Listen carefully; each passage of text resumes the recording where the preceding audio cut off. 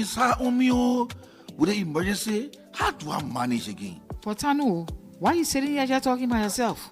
Julie, I need money quick. I want to go find somebody to credit me. Then I will pay them as soon as I get paid with the more in. EcoBank can credit you, but the only thing you have to pay in 1 month, and the good thing, the interest are just 3%. For you? Yeah, just go to any EcoBank branch and you ask for the form to enroll you on their salary advance platform. When they get the form, you fill it and you make sure your HR signed it. Then you take that form back to the bank. After you carry it to the bank, they will send you a message to let you know that you're already on the platform. Then you can use the *326# and request for 50% of your salary. Instantly, you will receive it. Wow, just like that? Break edit to more money, Judy. I'm going to the bank to pick up the phone quick. Yo, go get the form quick. In less than 1 week, you receive the money. And what I like about it, they can't even ask you for collateral set. I'm going there right now. No wasting time, oh. I'm not saying you must not go there right now. You must make sure you pay the bank money back. Hey, Judy, that you talking slow, so I will pay back quick so I can credit again. EcoBank not easy, oh. EcoBank, the Pan-African Bank.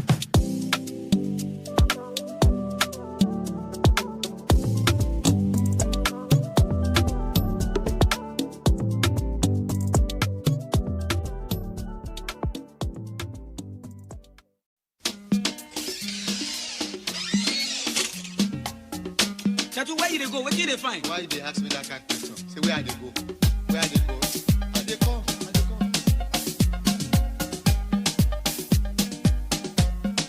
You don't hit my car.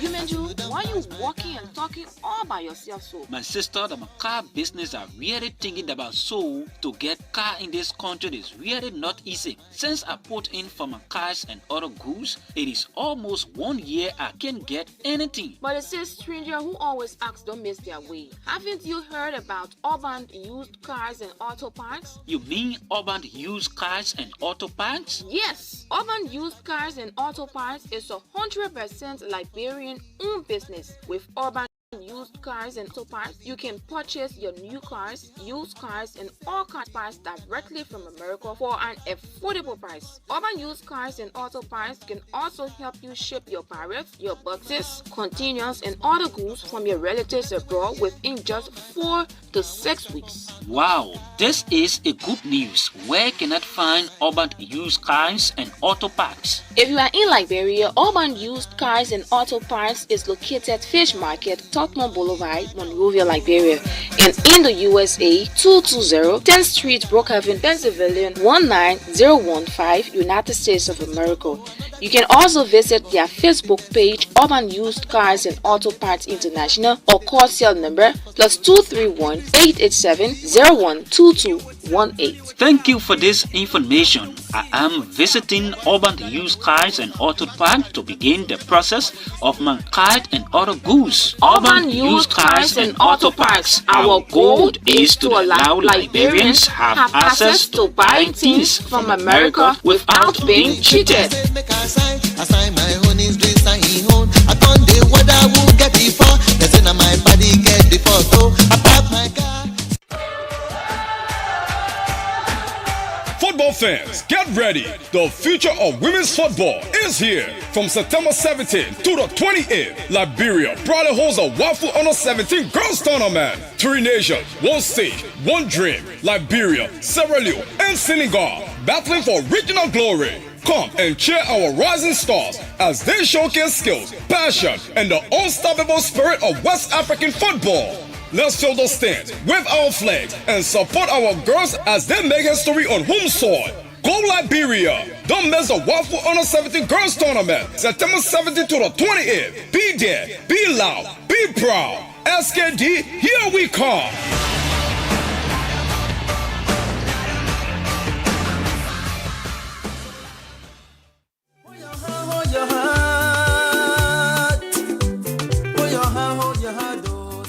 Yes, it's Marie Manga. Have you heard about the one and only Marie Manga herbal supplement? Marie Manga is a Liberian-made herbal supplement. It helps to boost the human immune system to fight against cancer, pressure, and many other sicknesses. Meanwhile, people that used to sell the Marie Manga Herbert supplement in Bon, Nimba, and Lofa County had finally settled down in Moserado and its surrounding. The Marie Manga Hot Tea supplement is available now in the following office stations: Bona Farm, opposite Mankumba Benu Tissue Factory, King Johnson Road and Clay Street intersection towards OES Transport Building. Kakata, Mangibi County, Bassa Community around the radio station. Ganta City, Glelu Community around the People Street, YMCA Junction. Campley City, Nimba County, Broad Street, opposite Facebook, Vonjama City, Lofa County. Yes, it's Marie Manga. Marie Manga Hot Tea Supplement is a registered supplement with the Liberia Medicine and Health Product Regulatory Authority, LMHRA. For more information about the Marie Manga Hot Tea Supplement, contact us on the following numbers: 0888 85 6776, 0777 444 591, and 0775 4995 49. Yes, it's Marie Manga, Labra Un Herbert Supplement.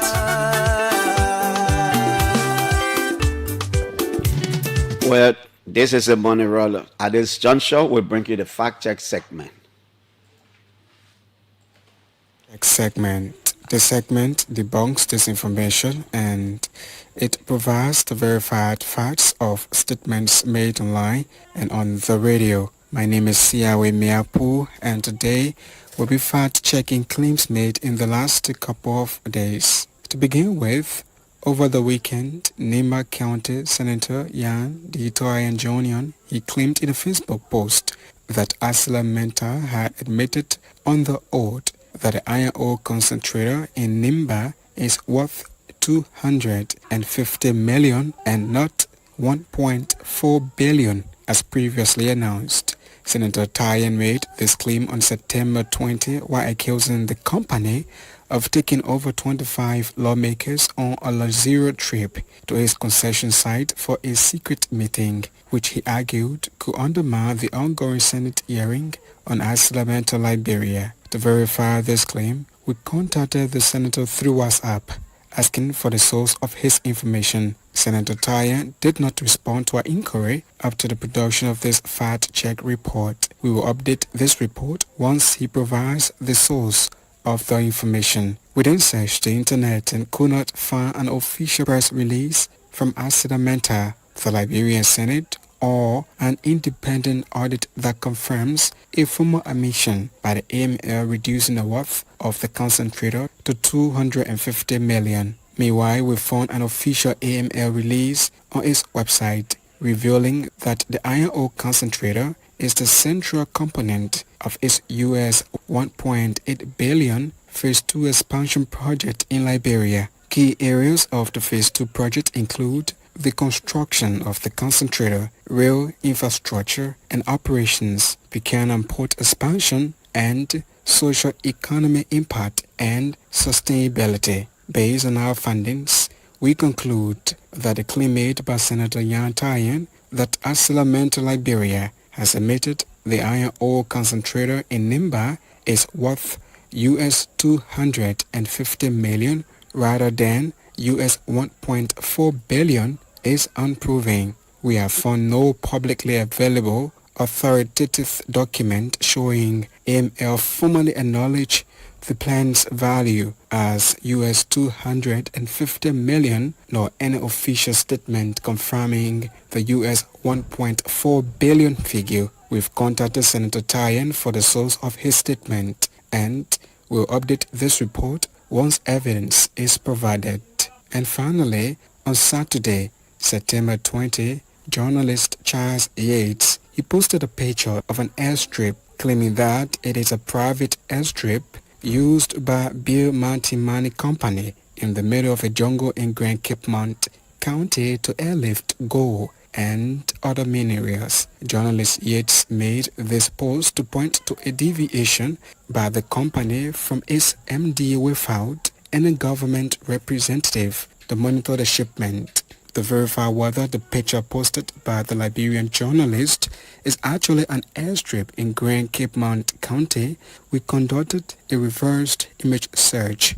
Our search results show that The image was originally posted on Flix, an image and video hosting service, Alaskan Dude, on April 6, 2011. The same picture was used in a November 8, 2016 article by Fly magazine about the Recreational Aviation Foundation's airstrip owners guide to provide information for private airstrip owners. Based on these findings, we conclude that the image posted by journalist Charles Yates depicting the private airstrip owned by Beer Mountain Mining Company in Grand Cape Mount County is incorrect. The image is not from Liberia. It originally appeared online on April 6, 2011 in the United States of America. This is all we have time for on the Fact Check segment. This segment is part of an MOU between Local Voices Liberia, OKFM, Prime FM, and KL Radio to counter disinformation to help the public make informed decisions. This MOU is funded by the Liberia Media Empowerment Project implemented by Internews with funding from the European Union. The funder partner had absolutely no say in the electoral decision leading to the production of this fact check segment. But if you want us to fact check a claim for you, please send us a text to WhatsApp on 0777 556296 and we will check for you. Also, follow us on Facebook at Local Voices Liberia, on Twitter at LTheEarthFactCheck, and go to our website at www.localvoicesliberia.com. I'm Siawe Miapu. Thanks for listening. Have a good day. Thanks to Siawe Miapu and the team at Local Voices Liberia. We have a little bit of technical problem here our technicians are trying to solve. Police in Malawi have arrested 8 people for alleged electoral fraud as the country waits for the final results of Tuesday's general elections. Inspector General Marlene Yulamu said the suspects who were working as data entry clerks had been trying to manipulate the figures. Malawi's 2019 election was marred by controversy when the Hadjas Code annoyed then President Peter Mutharika's victory, citing widespread irregularities. Thanks for joining us. 9 o'clock this morning, Margibi County Senator and former Speaker Emmanuel Nukwe will be here as our guest. As you may know, Representative Musa Belete have been accusing Nukwe and others of masterminding the Senate's decision that culminated into executive coming up with a new regulation for storage facilities at the Free-Port of Monrovia. 8 o'clock, Representative Smo Moluba will be here as our guest. A lot of things to talk about. As you know, Senator Nyan Toayen has been very critical of Aslomental's, calling to him the company's failure to meet up to most of its requirements as provided for by the MDA is signed with the government of Liberia. Few senators went to Aslomental facility over the weekend, and Senator Nukwe posted, and then there were no clarity. As a matter of fact, tomorrow we will have Grand Creek County Senator Numenum Patikwa here as our guest. He's one of the senators who went with the senators to Yekepa. So, like I said, former President Josh Weah is expected back home today following months of being away from the country, and the President Joseph Boakai is in the U.S. Let me begin with what started over the weekend. Now, firstly, I want to say the guys at the Liberia Drug Enforcement Agency, the team the president sent them, I think they are doing a great job. We need to appreciate them. We need to begin to flag their issue. So they are doing a very great job. The drug raid in the town now is not easy. They're breaking down new ghettos. They're raiding homes. And we're beginning to know now that some of these people who are doing different businesses around town are the people in the drug business. As far as the DEA arrest is concerned. But We look forward to all these investigations. There have been a huge drug bust in the District 17 area. Most of the places the DA have been working recently since District 17. So Senator Twain posted it. He says, ArcelorMittal taking some senators and representatives for luxury tour of AML concession area does not negate the fact that you are in gross violation of the Mineral Development Agreement. Until the people of Nima and Liberia benefit as per the terms and conditions laid out in the agreement, you are doomed to be sued or doomed for non-renewal. We dare any heartless lawmaker to turn a blind eye on the egregious violations and neglects to vote for renewals. We dare any member of the executive to bring to the legislature any agreement for ratification amidst all the non-compliant clauses since the 2007 review of the AML agreement. Stop wasting your time and do the needful. Fun fact, AML admitted on an oath that the plan below worth 250 million and not 1.4 billion as previously announced. I think that's the one the guys fact-checked recently. Now let's go. Then the committee that went there is called a joint committee, but Senator Twain said he takes exception. It's not a joint committee. Joint Legislative Committee on MDA Compliance responds to Senator Twain's allegation. The Joint Legislative Committee on Mineral Development Agreements, which is to address recent accusations made by our colleague, Senator Nya Twain of Nima County. We issued this press statement from Ganta, Nima County, where the committee has convened as part of an official oversight mission to ArcelorMittal Liberia's concession area. This morning, as we prepared to depart for the concession site to inspect and verify ArcelorMittal's operation and compliance with the Mineral Development Agreement, we became aware of a damning social media post by Senator Twain. His post pins our visit as a secret meeting and implies wrongdoing on our part. We categorically reject these claims and are here to set the record straight. The committee clarified that our current mission to the ArcelorMittal Liberia concession was neither secret nor done under the shadow of dark, as has been suggested by Honorable Twain. This official oversight visit was communicated, coordinated, and planned in advance with the relevant authorities. We are acting squarely within our statutory duties to perform on-site inspection and fact-finding regarding the status of ArcelorMittal's operation and compliance with its MDA obligations. There is nothing clandestine about legislators going to see firsthand the conditions of a major concession that is critical to our nation's economy and people. It is unfortunate that Senator Twain, who is a member of the legislature, would make these kinds of scandalous statements publicly. Contrary to his insinuations, our work is being done in plain daylight with accountability and transparency. We want to assure the public that this committee has absolutely nothing to hide and is committed to upholding the trust placed in us to oversee concession agreement responsibly.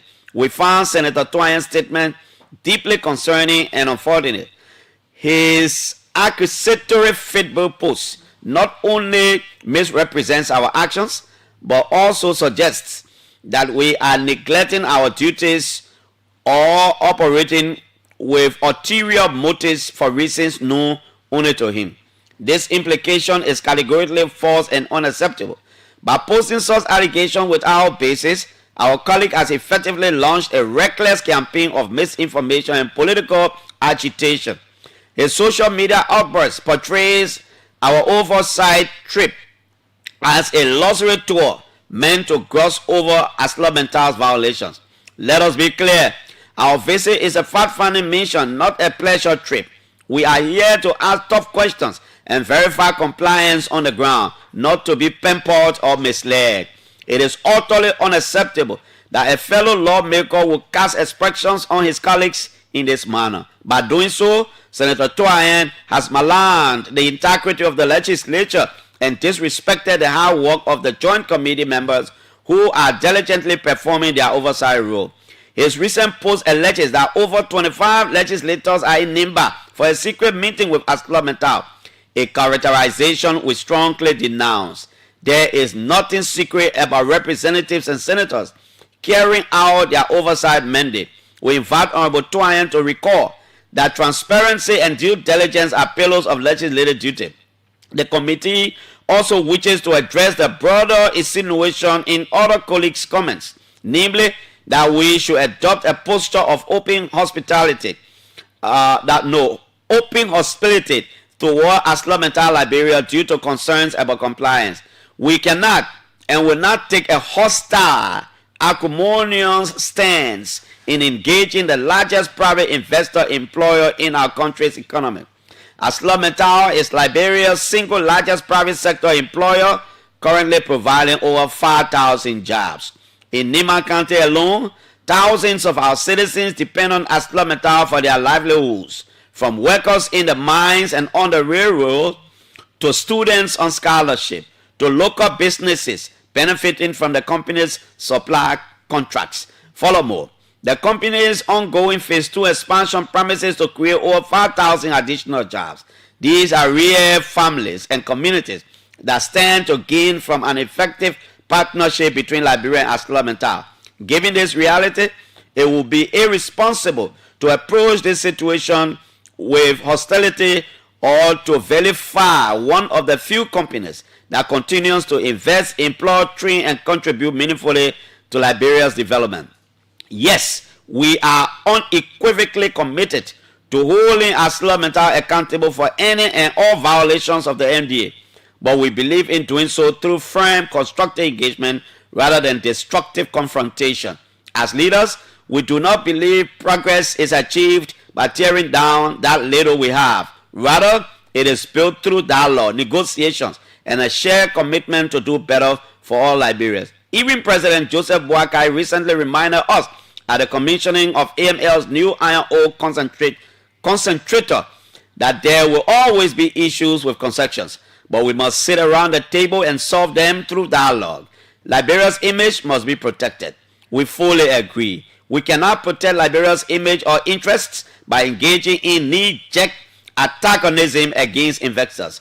Constructive engagement and measured leadership are the prudent path, especially when thousands of jobs and the stability of our investment climate are on the line. To put it plainly, we refuse to sabotage the livelihoods of over 5,000 Liberian workers and the prospects of thousands more future jobs simply to perform political grandstanding.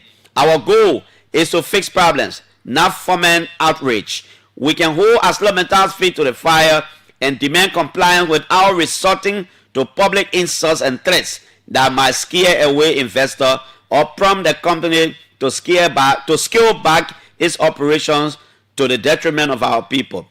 A posture of constant hostility and acrimony, as advocated by Senator Twain, is counterproductive and dangerously dangerous to the jobs and incomes of our citizens and dangerous to the broader economy of Liberia. We must not let politically charged rhetoric put at risk what has been a cornerstone investment in our post-war recovery. We also note with dismay that Senator Twain's aggressive utterances over time appear intended to undermine the authority of the legislature and to smear the reputations of respected members of this committee who are working in good faith to improve the situation. This is not the first time our colleague has chosen a combative unilateral approach. While robust debate and differing opinions are healthy in a democracy, there's a line between constructive criticism and oversight derogatory. By repeatedly casting his fellow lawmakers as heartless or implying we are complicit in concessionaire misdeeds, Senator Twain is promoting division and eroding the spirit of cooperation within the legislature. Okay, so you can see it's a long piece. Now, after they wrote it, Senator Twain comes back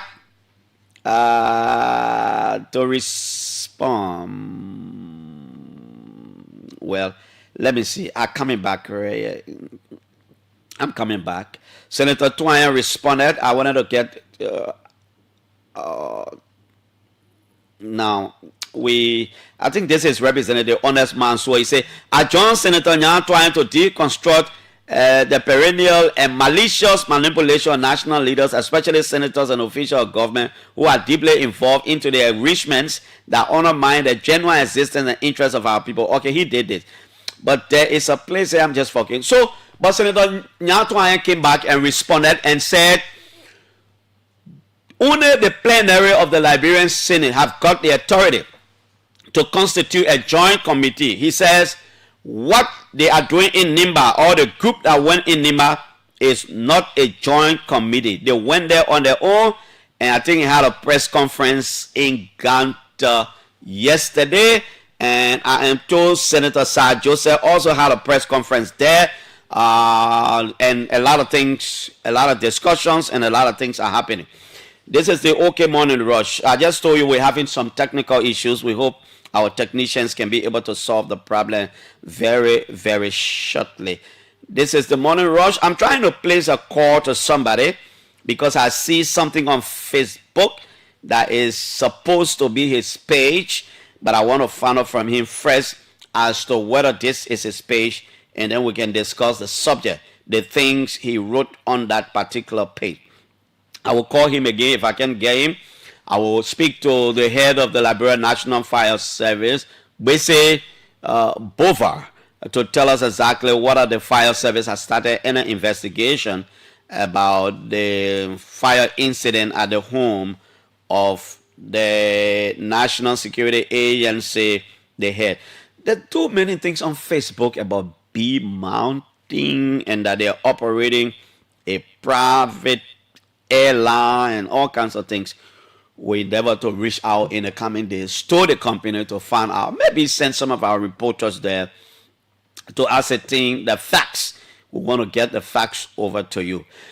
It's nearly 40 minutes past 7 o'clock, 8 o'clock. Representative Smo Molba will be here as our guest, and then it will take us up to 9 o'clock. 9 o'clock, we will join Magibi County Senator Emmanuel Nukwe. For the first time, he will come to respond to some of the allegations leveled against him by Representative Musa Belete. I have Representative Yeke Koluba on this line. I see something on a Facebook page. I will ask as to whether he's the one, but he's on the line. Representative Koluba, good morning. Welcome to OKFM. Good morning, Clarence. And let me say good morning to the Pop District number 10. Good morning to the Pop Library, and good morning to your listening audience. How are you, Yeke? Well, I'm feeling good. Trying to get ready to come back to the bureau. Okay. To all my treatment, all my checkups. Okay. I'm doing okay. Okay. I'm calling you because we are talking about construction, Asla Metal, senators visit there versus Nyatuayen accusing some of his colleagues of wrongdoing. But the reason why I have called you is I see a post, Honorable Yeke Wa Koluba TV. I see a post. For example, it says, I'm receiving information that some lawmakers have received $1 million as kickbacks, reducing the 22 million USD owed to the government of Liberia by China Union to 17 million. Names of the lawmakers involved will be listed here as further details to follow later. Is this your official Facebook page? Did you write this? Yes, Clarence. And stand by my post. That's my official post. Of course, a lot of people are using my picture and my name to grow the platform. When I get back to Liberia, I'm going to take some legal action. But that particular page is my page. It's my Yeke TV page. I got 153,000 followers on it. Okay. So all you are saying in essence is China Union is owing the government of Liberia, or owes the government of Liberia $22 million. You are hearing that few lawmakers have received $1 million to let China Union pay government 17 million instead of 22 million. Who are the lawmakers, Yeke, and how truthful is this thing you've published? Clarence, like I said, the names and details to follow later. So I'm going to post on my page. I'm trying to conclude all my investigation. I'm going to post on my page the names of the representatives that are taking a step to be senior lawmakers the names will be placed on that particular page. And when I come back, I'm going to have press conference. I'll be in Liberia very soon. So to uprightly tell you right now, I'm not getting all the names. Still trying to get some more names. And I want to get all before I name one. Wow. How many are they? Are they people from the both houses of the legislature? Well, you know, the House of Representatives have decided to bring all of us to public ridicule. So the senators are doing their own thing, and the people in the House that call themselves senior lawmakers that 8 hour 37,000 or 50,000 US on development have decided to go on their own to do what they are doing. But I'm going to name them very soon. But if the company is owing the government 22 million and giving people 1 million, the company gave 1 million, do they have the authority to reduce the government 22 million to 17 million? No, they do not have the authority. But you know, when you got crooks and criminal in the system, that will happen. They don't have the authority to reduce that kind of money. But you know, they act their BMs. And it's wrong for the country. You can't be lawmaker, you're acting a BM. It's wrong for the country, Clarence. They don't have the authority. We do not have the authority. We do not have it. The only time you can do that, when concession come before us, then we can say, look, we will waive this other tax. We will waive this something when you bring in something, you know, and all that kind of thing. But the day you say the money that you owe, the lawmaker can reduce it. Those are criminal attitudes. So you're promising us when you come home, you will call their names? I may do it before I come, or when I come in my press conference, I'm going to do that. And why would you want the public to trust you? Well, it left with the public to trust me, Clarence. I'm now up and down person. I'm very consistent with everything I want to do because I want to leave a legacy. Some people will say the manner and form in which you say it. Everybody don't express things the same way, Clarence. You got your own way to express what you want to express. I got my own way to express what I want to express because sometimes because of frustration.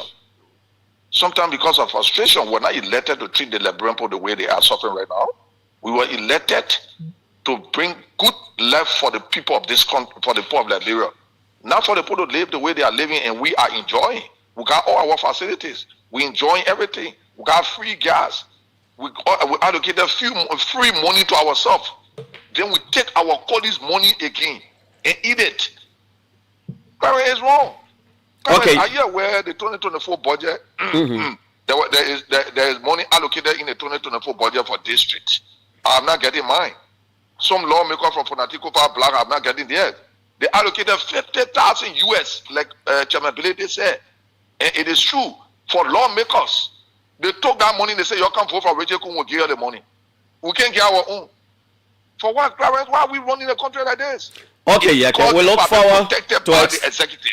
We'll extend you an invitation when you're back home. Thank you for talking to us. I will do that, Clarence. And the way I speak on my flat platform, I don't speak on other platforms like that. My platform, determine the day. Yeah, but you know we can always have good conversation when you can. Thank you. I know that, Clarence. Not because. Thank you. Thank you. Unity Party man, but it's okay. CDC town or CDC man, UP man.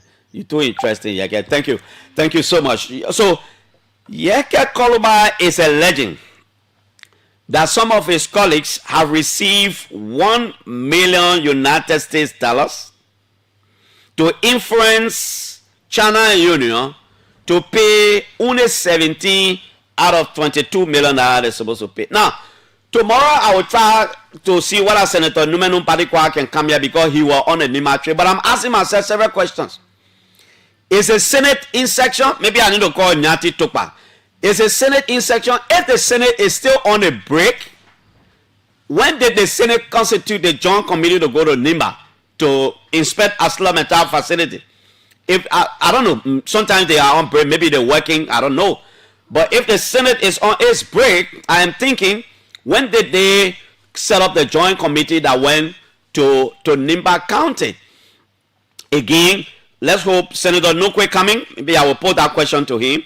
And let's hope that we can also have quiet more. Let's move on and talk about illicit mining. The Ministry of Mines and Energy has issued a closure order for a place in Dugbo.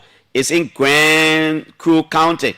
Let me call the director of mines at the Ministry of Mines and Energy, Mr. Awel Aloysius Carr, to give us more about this this thing I see on Facebook. From there, we'll move on and take your calls and await our guests at 8 o'clock. I'm trying to talk to Mr. Carr. He's the director of mines at the Ministry of Mines and Energy about the closure of a site in Grand Crew County as ordered by the Minister of Mines and Energy.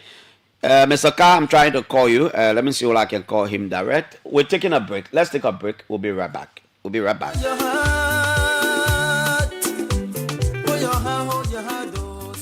Yes, it's Marie Manga. Have you heard about the one and only Marie Manga herbal supplement? Marie Manga is a Liberian-made herbal supplement. It helps to boost the human immune system to fight against cancer, pressure, and many other sicknesses. Meanwhile, people that used to sell the Marie Manga herbal supplement in Bon, Nimba, and Lofa County have finally settled down in Moserado and its surrounding.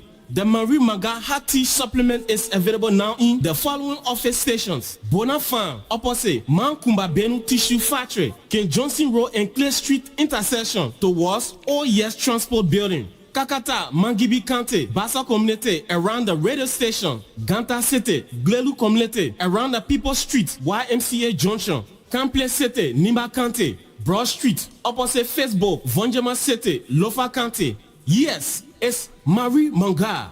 Marie Manga Hot Tea supplement. Okay, we'll leave the break and join Mr. Carr, the director for mines at the Ministry of Mines and Energy. Mr. Carr, good morning. Welcome to OKFM. Good morning, Clarence, and it is a pleasure to be here this morning. Okay. Thank you for having me. I was just talking about a mandate issued by the Ministry of Mines and Energy regarding the closure of a site somewhere in Grand Crew County, if I'm correct. Why close this place? What's happening? Thank you, Clarence. The situation in Dubo City is not just about mining, right? It is about public safety and environmental protection. Okay. We have issued this closure order on Dubo City specifically because the illicit mining activities there have had an egregious violation of our law. Besides that, it is not just happening within the city, it is happening right within the city limits. And that's undermined the critical road infrastructure. And that is why we took that decisive action to ensure that the illicit mining activities that is ongoing in Dubo City is shut down. So in the city itself, why people mining sand? And give us a picture. Clarence, they are not mining sand. They are involved with gold mining. That's additional. But the unfortunate part is that they are using heavy equipment. And besides that, those who are involved into mining, they are illicit miners. They are not issued license by the Ministry of Mines and Energy. And so we were tipped off, and so we took a decisive decision to ensure that a team was dispatched to Dubo City to effectuate the closure. Mr. Carr, are you saying a company or people operating mining in Grand Crew County using heavy equipment do not have the license to do so? Sure. And this is something where we found, because it's not just just something that is done on an individual level. It's something that is systemic because you have local authorities involved within Dubo City. Wow, I'm sitting here and imagining how will a company goes to a county with no due respect to our laws, to Ministry of Mines and Energy's regulation, and begin to mine them. What does the law say? Are you just going to shut them down, or you impose some fine, you impound the equipment there, or what? Yeah, Clarence, the law provides that when you are caught in these actions, when you're caught in this kind of situation, what we do is that we first of all issue a closure order, and then we seize the equipment and then the actors or those that are involved, they are arrested and turned over to the Ministry of Justice for prosecution. Do you know whether we will do that or you are doing that? Yes, well, that's why we're working right now with the city solicitor to ensure that those who were involved or those who are one way or the other involved are brought to book and the law will take its course. What do you know? For how long have they been doing this illegal mining there? Well, this is the second time that we have issued a closure order. It's been a very long period. This is the second time that we've issued. The first time our compliance enforcement team was dispatched to the region, we discovered that and we ensured that a closure order was issued. Not just that, however, this defiance by those illicit miners within the area just shows how deeply entrenched this nature is, So this approach is something that we decide to ensure that we use a different method to solve the problem that is out there. Mr. Carr, thank you so much. Our lines are open. Let us know what we need to do together for the sake of the country. Thank you so much. Yeah, Clarence, I would just ask, and this is a passionate plea, and we are at the Ministry of Mines and Energy, and we are transparent, and we will ask the public, if you have any information about illicit mining activities ongoing, just tip us. We rest assured we won't call your name. We will constitute our team and we'll move into the area to ensure that the right thing is done and the law is implemented. Thank you. Thank you, Mr. Carr. What can I call you? Can you imagine people even refusing to take instructions from the government? But like he said, most of these people are not doing these things on their own. They have and have always had powerful people in the government supporting them. To the extent that when the compliance officers go to these places, powerful people will just take phone and call them and say, "You'll leave from there, I'm not interested." Because come to think about it, how dare you? How can a company fly from wherever or wherever to Grand Crew with all the yellow machines and your equipment, disregard the laws, not register with the government, but you are there mining, going down or whatever? Then Ministry of Mines and Energy serve you warning. You're not listening, because these people have always been supported by influential and very powerful people in the government. So they don't care. I've always said it. Go to Bapolu County.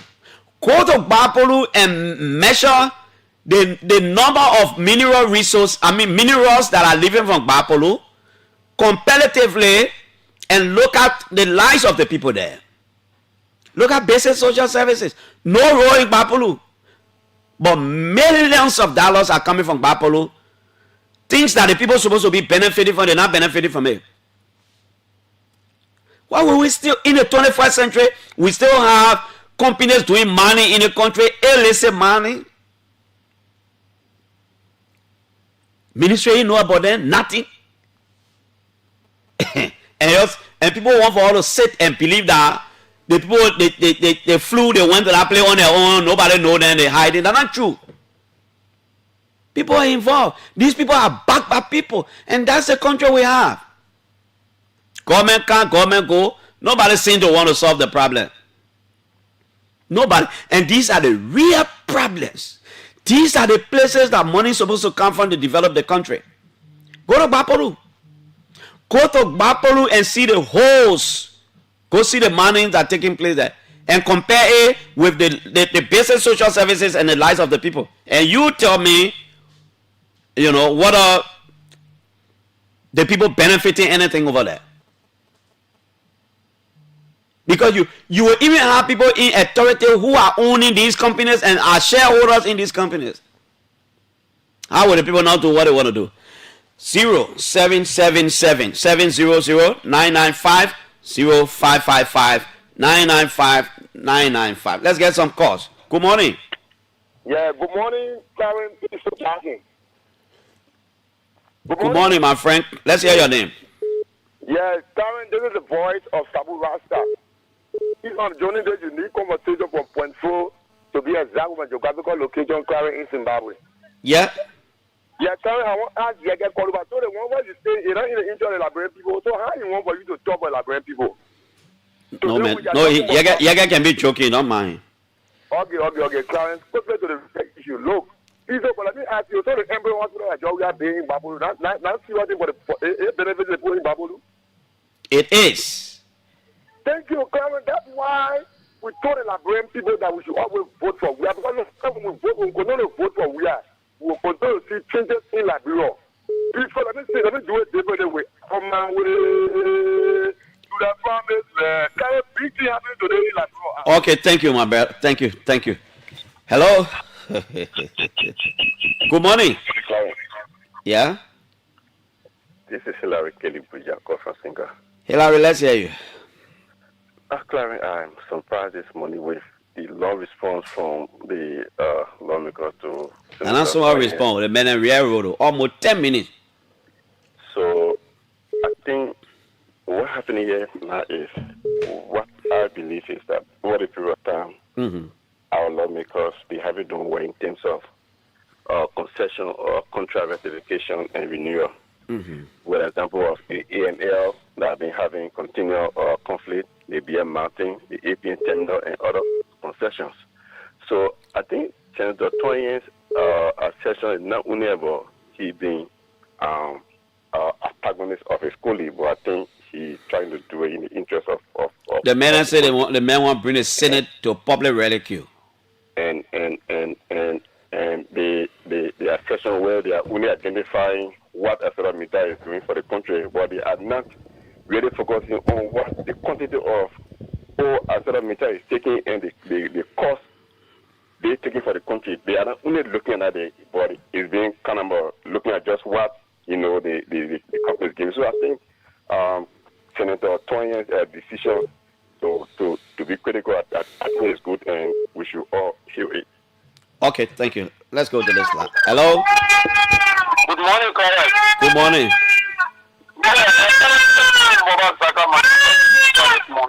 Yeah.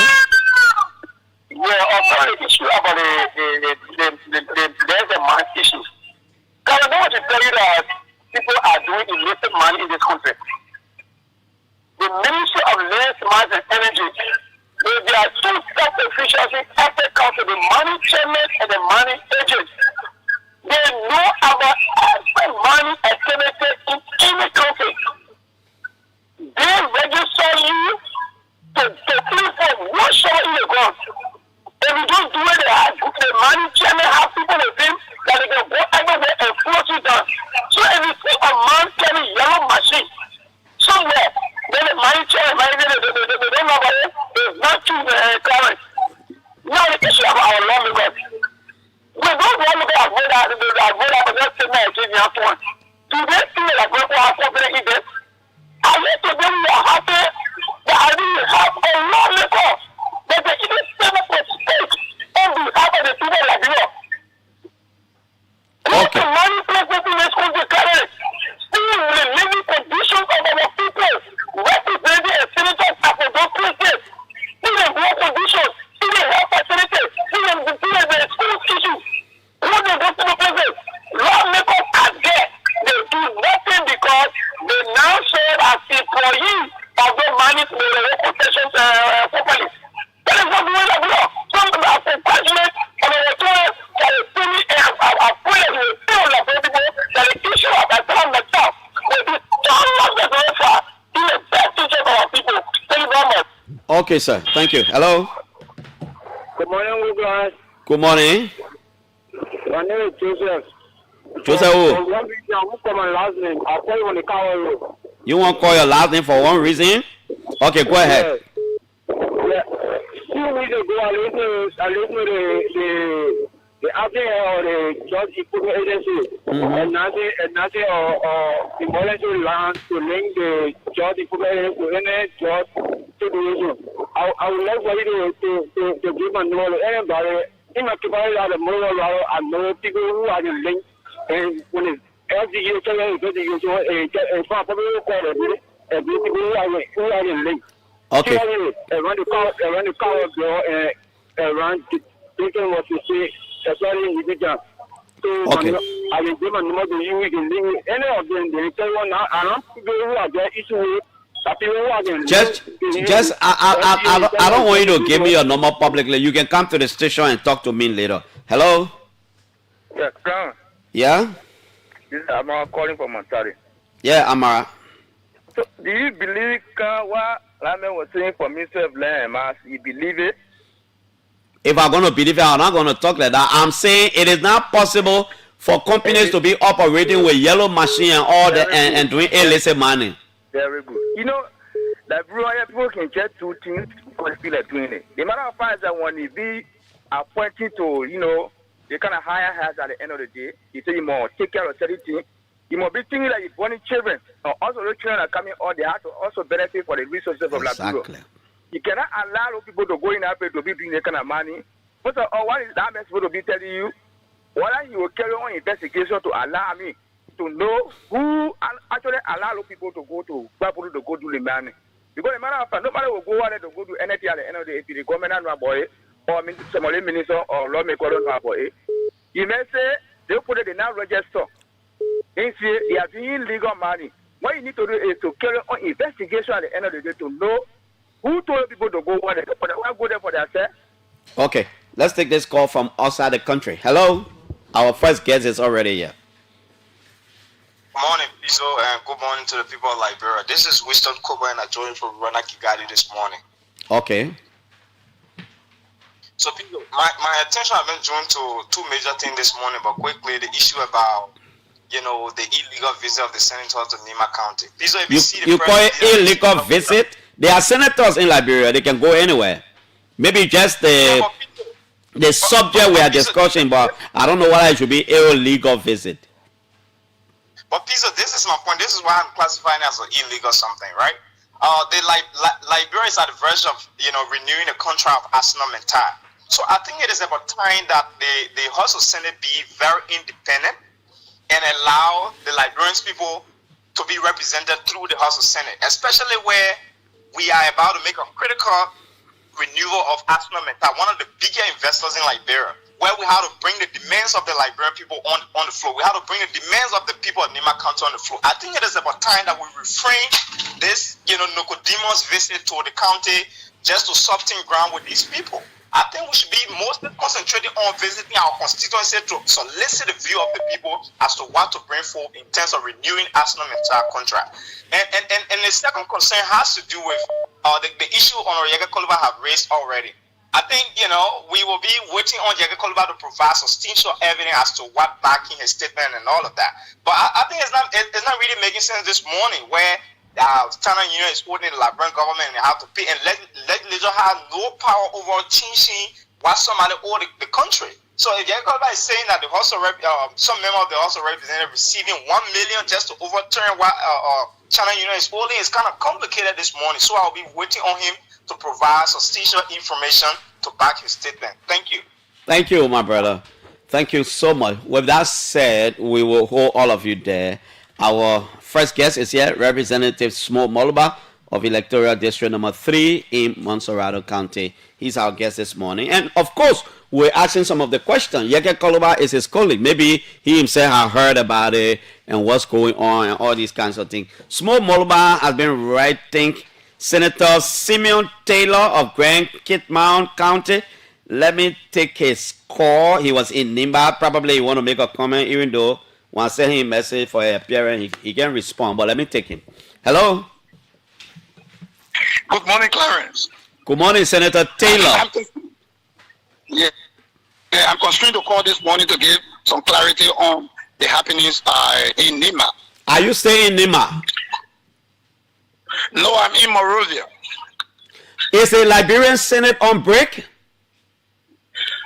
We are on break, but the committee has all statutory mandate. Okay. And Clarence, I don't know why Nya is all about. We need to put it in the right place. That's the first place. Nya do not have control over a committee work, more especially if he's not part of that committee. The Senate committee went over there based on Nya complaint. We did not go there to get MDA or to approve MDA. We went there to investigate. on what Nyan said to us. Nyan said there was no school, there was no hospital. The place was so bushy. There was no opportunity for the people to live better. So when the complaints came, we had a hearing and Meta denied some of those things that Nyan said. The committee decided that they would have gone to Nima, Yekepa, and also Grand Bassa County. Predicated upon that, we decided that before the Senate opened officially, we may have completed our job and gave our report or our findings to the plenary for plenary to take the decision. So committees work while we are on break. Now, look, how are joint committees set up? The protein. In the first place, it was the protein that selected the joint committee. So at the Liberian Senate, joint committees are not set up by plenary. Instead, it is the responsibility of the protein to set up joint committees? No, the protein decide in our own wisdom that, look, this problem that we have should be handled by a joint committee, and plenary set up that committee. So our committee was set up by plenary through the protein mandate. And so Senator Nyatwine argues that there was no joint committee set up by the plenary of the Senate.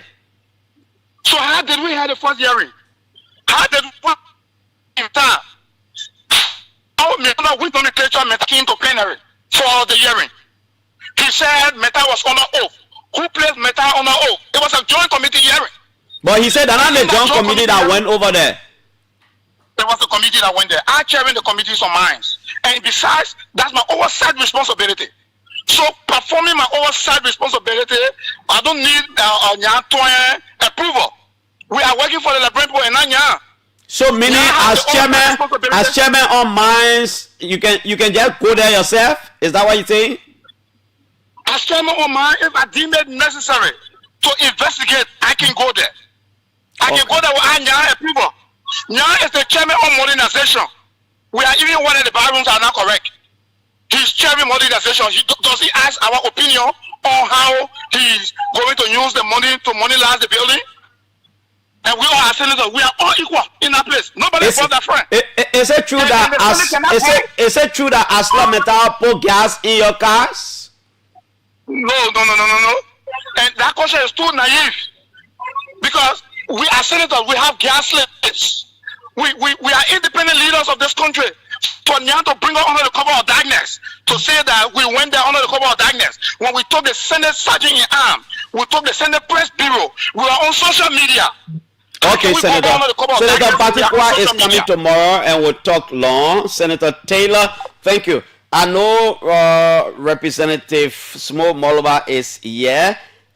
He will give me 1 minute. Let me see what I can talk to Senator Nyatwine for at least 2 minutes. Senator Simeon Taylor says the joint committee was set up by the plenary of the House of Representatives. That's what Simeon Taylor said. He said Nyatwine not saying the truth. At one time he said mandate from the Senate pro tem, but later on he said the committee was set up by plenary. I think I got Senator Twine for the sake of the public. Let me just take him 2 minutes. Senator Twine, good morning. Senator Twine, good morning. Oh, I do not have him. Let me call again. Let me call again this morning. Let me call Senator Twine. Okay, I'm not getting Senator Twine. So we'll go straight into our business. Let me begin to talk to Small Moloba. Representative Moloba, good morning. Thank you for the patience, man. Yeah, good morning. Yeah. How are you? I'm doing quite well, and I would like to say good morning to our listening audience. You're not looking happy. What happened? I'm not happy with the remark from your previous caller. Yeah, I think What he said? He tried to bypass those legislative process because he made mention of the Senate Pro Tem doing selective process as it relates to the joint committee. I think that information is wrong. There should be a motion. Oh, you mean the senator? Yeah. Senator Taylor. Taylor, yeah. There should be a motion from one member from plenary who will project the issue of joint committee, then the Senate Pro Tem have the right to carry on those selections, right? So to say that it is the Senate Pro Tem who did the selection, I think is wrong. That's not the legislative procedure, and I think we should abide by law. But I think later on you correct and say even though with the mandate of the Pro Tem, but the plenary selected the committee. Yeah, and another aspect of it, my brother, is the issue of visitation, right? Okay. We are on break, and you have a joint committee going to visit Salamenta. I think it was wrong, and I'm here to... but he said the committee is still working small. No, that's not how it works. When you have so when you go and get 5 funding, how will you relate it back to when we are not working? How will you relate it back to section? You wait when the legislature opens. So you got issue with that visit? I think I have issue with that. What an issue? There are so many issues. First of all, when you do what we call governance, ethics, and practice, it bound you from going to visit concessions. So we have 3 branches of government. We have the executive, we make the law, and we have the executive who enforce the law. So if you have anything like inspection, we are not inspector. You allow the executive to play their role. Our oversight responsibility is over those responsible through their functionaries. So one of those areas is the concession, the Bureau of Concession, right? We should hold the Bureau of Concession to that of the Investment Commission. But to work as a lawmaker, to go in there, it creates what we call the perspective of impropriety, where lawmakers go in, anything could happen there. The mindset of our people would be like, the guys are going for money. Then you reduce the member, all of us, you reduce our character, you reduce our reputation. But Small, he said, this is a committee set up by plenary to go and do fact funding, representing the Liberian Senate. So we got about fact funding. What is our oversight responsibility? When you look at public policy, our oversight responsibility, that's what the guy lacking from the Senate. Our oversight responsibility is over the executive. You have people who are responsible for that. You have Investment Commission, you have the Bureau of Concessions, right? So what you need to do is to invite them. They went alone. Because if you are going as lawmaker, you are going to represent your people. You are the people's deputy. Remember now, anything could happen in between there. This is what I call the copper crown enrichment. It's possible they gave you gasoline to pay your way. When you receive, what happened next? You are the one going through review of the agreement, right? So if you accept and give yourself to the concessionaire, what happened next is that it play a game. There's a game being played, right? Because if you have that corporate arrangement, something for something. So I think it was wrong as lawmaker to go there. If you are going there, announce it to the public. If you have a joint committee, announce it to the public. But they didn't go there in secret. They were on social media. They are going there was public. They posted on Facebook. No, that's not the procedure. If you are going there, you have to inform the concessions, right? Bureau of Concessions. Go along that's with, what you mean. Yeah, go along with a member of Bureau of Concession, a team from Bureau of Concession. Go along with a team from the Investment Commission, right? It should be a uniform team that will go. But as lawmaker, you make the law, you review the contract, right? And sooner or later, a settlement will be coming. So what will you do? What will be your place? That's conflict of interest.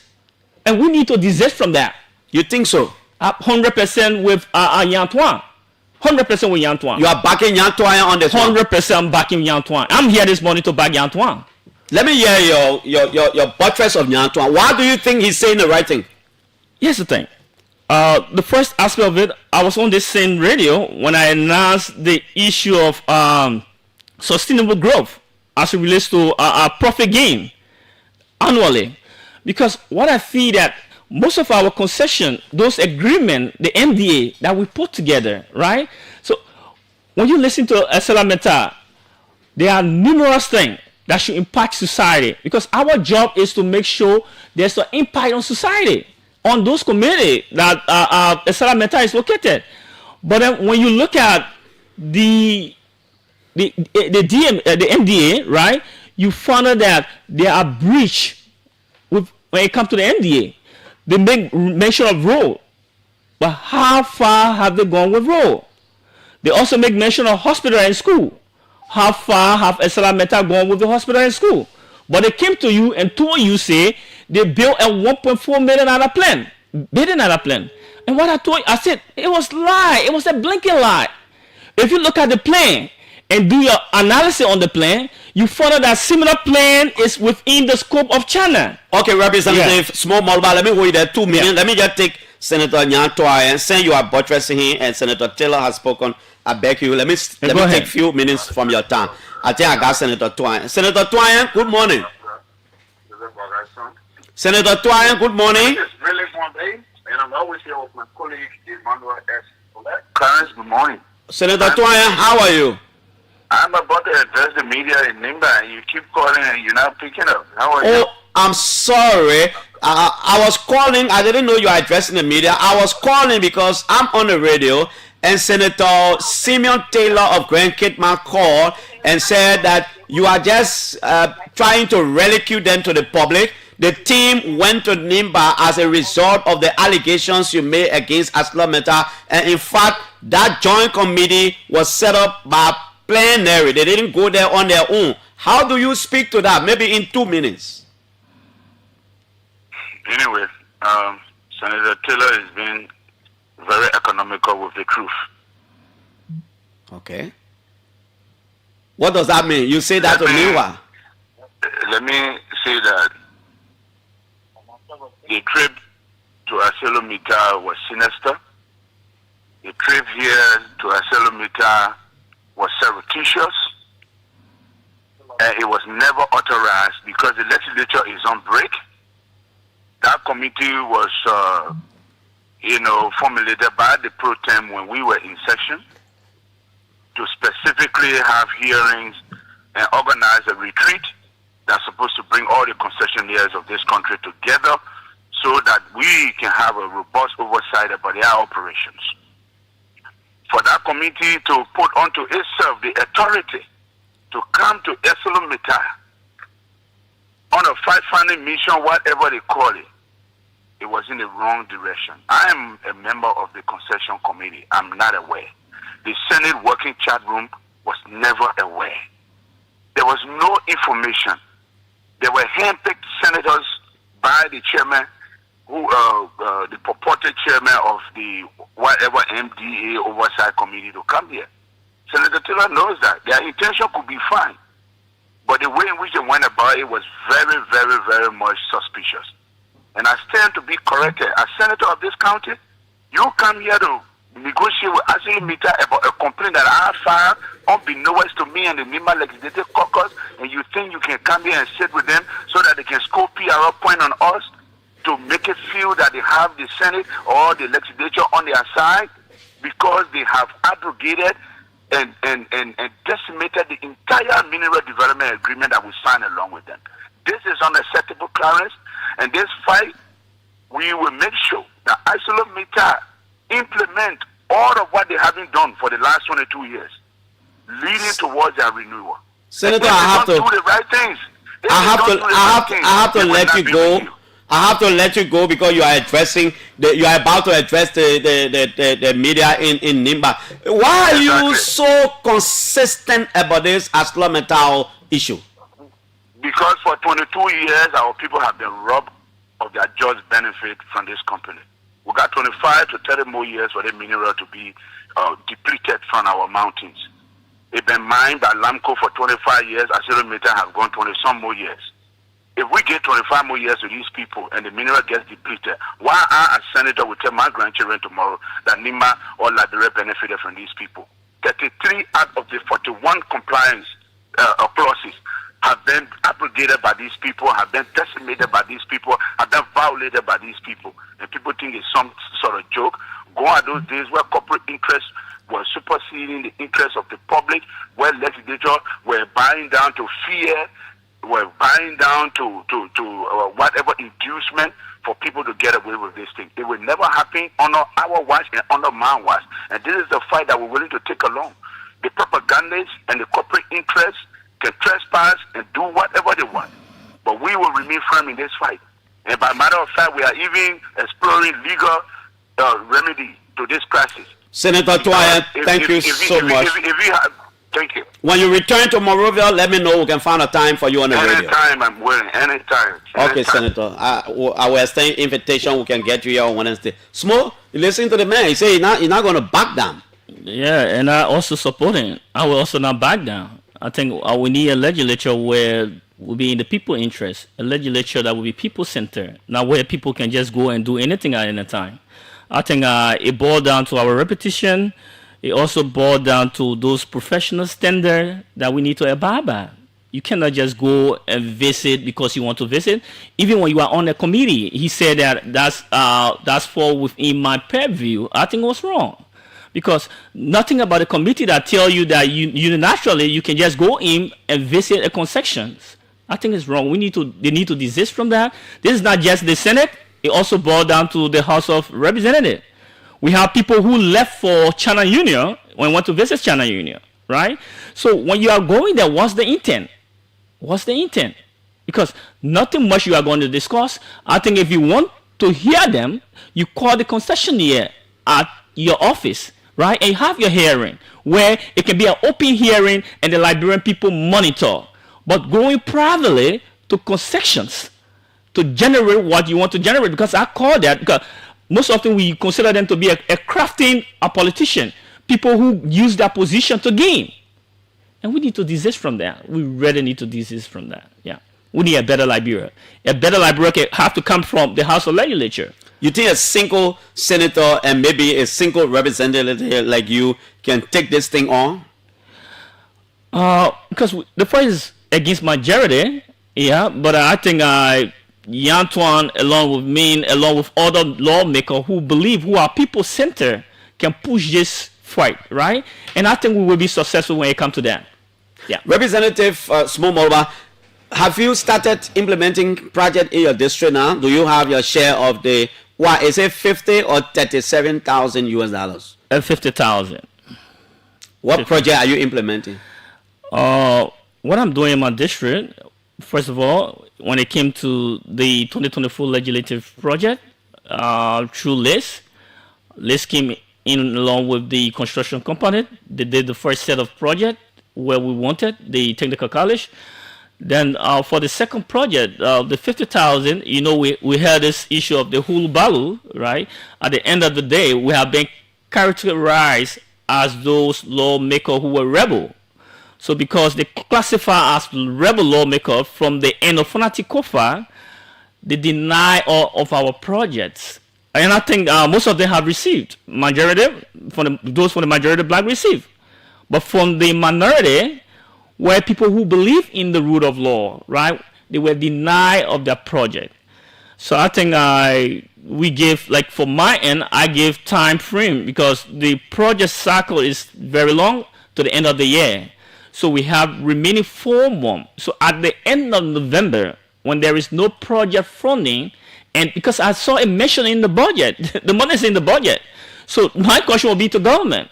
And this is the time that we would take our legal stand through the court. Because no one is above the law. You go to court? I will go to court. But how if the money is in the budget and the project is supposed to be implemented by Liz, how now could a district get denied? You remember during the saga, there were people who were been given a mantle for the elections, the speakership elections, right? And they were given and the amount. So they paid people for that election. They did. They paid people to elect Richard Kuhn. I say you want to hear from me. You're aware of it. They did. A lawmaker. Yeah, they did. They did. How much? How much they receive? From our funding, each lawmaker received 50K. Did anybody come to you with 50K to vote for Richard Kuhn? How would it come to me? I don't believe in money. That's the difference with me and other people. So how do you know?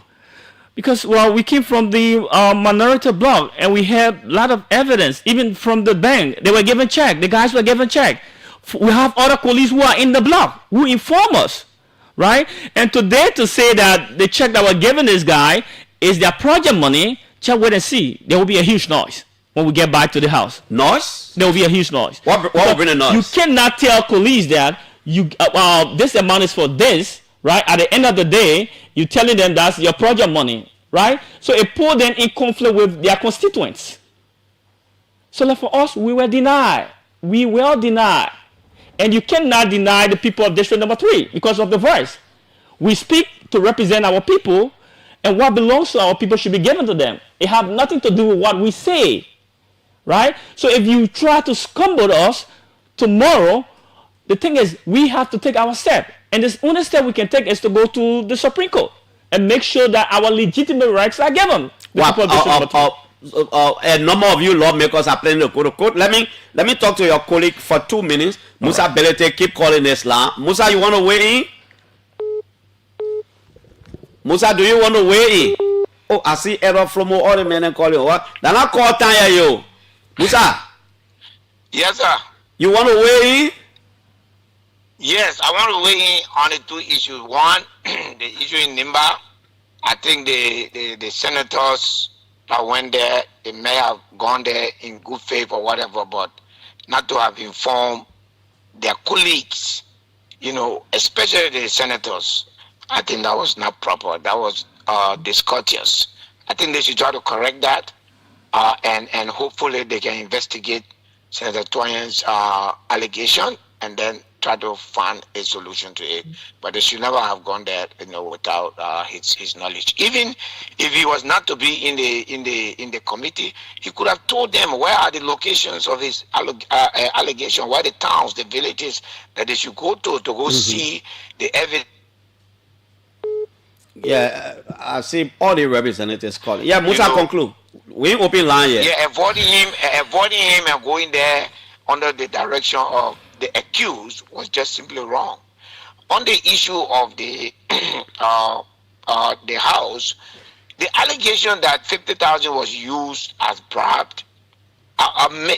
is coming because, and we raised the alarm, the 50,000 was paid days, hours before the election, and this 50,000 was paid that lawmaker.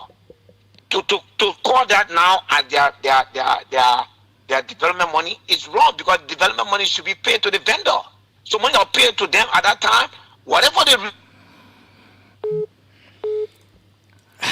Thank you, Musa. Your man, Ella from Mo, and the other men, and keep calling. Yes, Mo. Yeah, it seemed when you return. A lot of people were affected. So I would not say people, because the money is for the district. So I would say a lot of districts were affected because of who represent them. But the key issue, as Musa said, is that lawmakers, I always say this: we shouldn't be given money. The money should be given to the vendors. Because you do your selection, you get your vendor to build your school if you want to build a school, if that's the priority area, or you have a hospital or whatsoever you want to do. It is passed through the vendor's account. But the people you accuse in the first place have not agreed as to whether they receive the money under the pretense of project money. Yeah, so Jackson, who has said that? It's very difficult. The man received money for vote. Then you tell the man, say the vote or the money you receive is your project money. Then you create conflict between the constituent to that of the individual. So trust me, when we get by October, there will be a huge noise, and it will not be good. Yeah, you think so? I'm very. While we are sitting outside thinking that the House of Representatives resolve your issue, the way most of you speaking seem to me, this thing is far from being resolved. No, the issue here is not about the leadership. We have a leader now. I respect the speaker, Honorable Richard Nambekun. He's the speaker through legitimate election. So I give credence to him, right? But when it comes to the issue of leadership, where every district should benefit and the people, there should be an impact in the district, we will not sit as lawmaker and see what belongs to our district in the budget being tampered with, right? That's our issue. The thing is that we don't want money. For me, I don't want the money. Let the money go in the district. Let the people benefit. Don't take the money because of election, right? So I think we need to avoid those scheming tactics and make sure to seek the people's interest. Yeah. Representative Molaba, each of you representing different districts in Montserrado are representing your districts. But by reasoning, you're all from Montserrado. Right. Are you concerned about the condition of the people in Bentor, that is supposed to be the capital city of the county you're representing? No access to electricity, network is a problem there. Does that concern you? It concerns me a lot, Clarence, to see a city in Montserrat that really doesn't meet the standard. I think it's an issue. It's an issue not to this government. It's the issue to past government and previous government, because from the genesis, we have what we call the local development fund, right? Then we put money in the budget for local governance, right? Almost $3 million every year, which is the county development fund. We also have social development fund, right? What my thing is, how are we using these funds? I came here the last time discussing the issue of the superintendent, right? You cannot use money to buy a bus as it relates to county development. So some of this money from past year to up to today should have been used to development talk, right? You could take 150 just a year and use it to build this. The following year, you target another project, right? Simultaneously, you have a beautiful city. But where we just sit upon it and decide not to project those developmental issues, I think is a major issue in this country. Another aspect of it is this. We need to generate for what we call the national agenda towards the county development plans, right? If you have a county development plan that is sustainable, right, with all of those projected priorities, then it helps to better government. Then it brings about what we call good governance, because year by year, you have something to do. When you leave, another president coming, they go along with the plan. But if you come up with a national agenda where you say today is poverty reduction, tomorrow is change for hope, another time you have another knee arrest, right? They all have their different implementation focus point.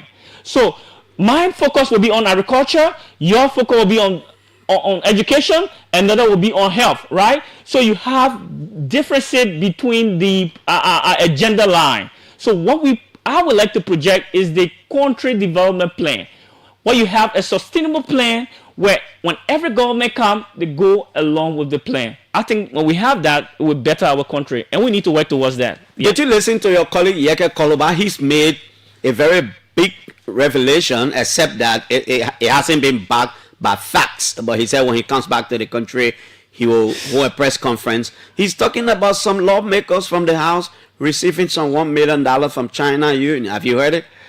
Let me tell you, it's just like Yeke may not know China Union. There is no China Union. Let me make it clear to you. Before you had China Union, but we have another company, because I've been there before. We did a visit there. You have another company that have taken over China Union but maintain the name. So China Union is broke. To say that China Union will get money to pay lawmaker, I think is a huge allegation. Well, I think that the company he's talking about, because when a company name is China Union and a company takes over, that company will pay the liabilities. Am I correct? You're right. So Yeke could be talking about whatever company that took over from China Union. So there's the reason Yeke will be right from one perspective, from one a part of it, where lawmakers are not responsible, they are not behaving professional as it relates to standard, because it's not our right to go in there. We are on break, right? So if you go in there, the perception, not just from Yeke, but from our people feel that you are going to get something. But you said right? you went in there. What did you go there? What did you go to do there? No, I was on the committee then. Last year, 2004, the beginning of the year of 2004. 2024. Yeah, when I was on the committee, we won with this issue of labor, where our people rights were like thrown under the carpet. And we did a lot of improvement there. But we were also observed that China Union shut down at that time. But then to see Yeke, or to hear Yeke coming up with this allegation, and I'm aware of those that went there. I was not part of those that went in just a few days ago. But there were people that went in. I think some of them are people that I trust. But people went in there? Yeah, the people went there. Who sent them? I think the committee on petition went in, right? And the committee on petition held by Princeton? Princeton, yeah. They went in. Yeah. That's the fight of it. They went in, but they went in for some reason, right? So the issue is going in. The committee went to receive petition? No, it's claim and petition, right? Claims and petition. Yeah. The committee is claims and petition. Probably somebody Yeah, there may be something there. Until I get from Princeton's side, I cannot just come up. But the tendency to just go in and visit concessionaires or concession, I think is wrong. It's not a professional standard according to governance ethic, right? Do you remember what the committee was mandated by plenary before you close to move there? Let me tell you about committee. This is the reason I'm not on any committee. I'm not on the committee. Even if you put me on committee, I will decline. Did you reject to be placed on a committee? Yeah. Why? I was put on the committee of good governance. I was also given the committee of labor, and I declined. Why? I declined because those committees are not in the people interest. They are not people centered. It's all about the pockets. And I feel that being a lawmaker is not about your pockets. Do you regret being a member of the legislature? Let me say this. If I regret being a member of the lawmaker, there won't be a change. This is what I did, public policy. We want change. And we are fighting for change in Liberia. How do we get the change, Smo, when each of you at the House of Representatives continue to complain that almost everything over there is about the pocket? Can we shut down that place? If I were you, I would tell you to shut down the House. That's what a lot of them hit me for. Shut down the House. Because the House is the Liberian people problem. Let me just say it here. The House is our problem. They hit me for that. The House is our issue. The House is our issue. Right? If we have a House that is people-centered, if we have a House that seeks the interests of their constituents, right? Then we have a government that will be very good. That will be better. Because my thing is, the issue is not the president. We've been having president over the time, over the years, right? We change president come in. It's the will to push those agendas of the president to make sure the president succeed. Okay. Representative Small Moloba, we'll hold you there. We are opening the line now, but we'll take few lawmakers. I see the chair on the Committee on Judiciary, Marcus Thomas, is on the line. I see Representative Anthony Williams calling. I see Representative Edward Flomo calling. So let me take Representative Marcus Thomas, even though when I send a message for appearance, you can respond. Hello? Yeah, good morning. Let me clarify quickly. I'm no longer the chair on judiciary. I'm currently the chair on the subcommittee on expenditure. With means and finance. Okay, let's hear you. I want to say thank you to I call him my neighbor, District 4 and District 3, my friend and dear brother, Honorable Sumo Moba. And there are a few things that drew my attention quickly that prompted me to make this call. And I want to be clear. When we get on public radio, especially when we discuss this esteemed parliament, we should come with facts, come with evidence, and be able not to drag the legislature into the mud for the wrong reason. I listened to Honorable Ability giving a huge misconception concerning the legislative project money. All of us are affected. The entire 71, we are affected because the monies were being allotted in the budget, and government have other constraints which we don't know, and we were being told that that money was being used by the Ministry of Finance, and it was going to be reinstated. And up to now, we have been, I myself from the committee on Ways, Means and Finance, we have been back and forth with the ministry, and the guys been working to see how we can have, because we have huge government priority that they had to handle in their wisdom, you know, and that was so in other words, no single member of the House of Representatives has gotten any money for project. For our ability to even say that colleagues were being paid to vote, that is a mirage. That is a serious. But small mobile said it's into you. So if someone was paid, then you should be able to tell you who paid him and for what reason. And for what reason? So what your second issue, Marcus? People voted the conscience, people voted the mind. What your second issue? Okay, the second issue is to hear our colleague mention scantily the name of Honorable Prince Toll, insinuating that he was one of those that went to China, New York to collect quote unquote some purported $1 million that were being said by. No, he didn't say that. It was Yeke said he heard some. Marco, Yeke says some lawmakers got $1 million from China Union. Small is saying, in fact, there is no China Union say that different company took over. China Union is broke. They don't even have money to give. But he is aware that a delegation went over there and Prince Toll, especially Prince Toll Committee on Claims and Petition, went in there. But he didn't say Prince Toll took money. So I will speak to that. China Union as part of the MDA has the authority to subcontract. So they have subcontracted a company called Bong Lee. Bong Lee is now in charge of China Union. They are doing the mobilization, setting up the plan, and doing all of those stuff. A delegation of lawmakers go in there. There is no the delegation he's talking about. It's a different thing altogether. So recently there was the concession committee had a conversation through a public hearing with China Union, and China Union was instructed to pay $1 million. So the Committee on Claims and Petition that has oversight mainly as it relates to claims officially wrote China Union to appear before that committee at the legislature to discuss issues that are claim related. I was in a hearing at the legislature, not at China Union. There is no time we have been at China Union.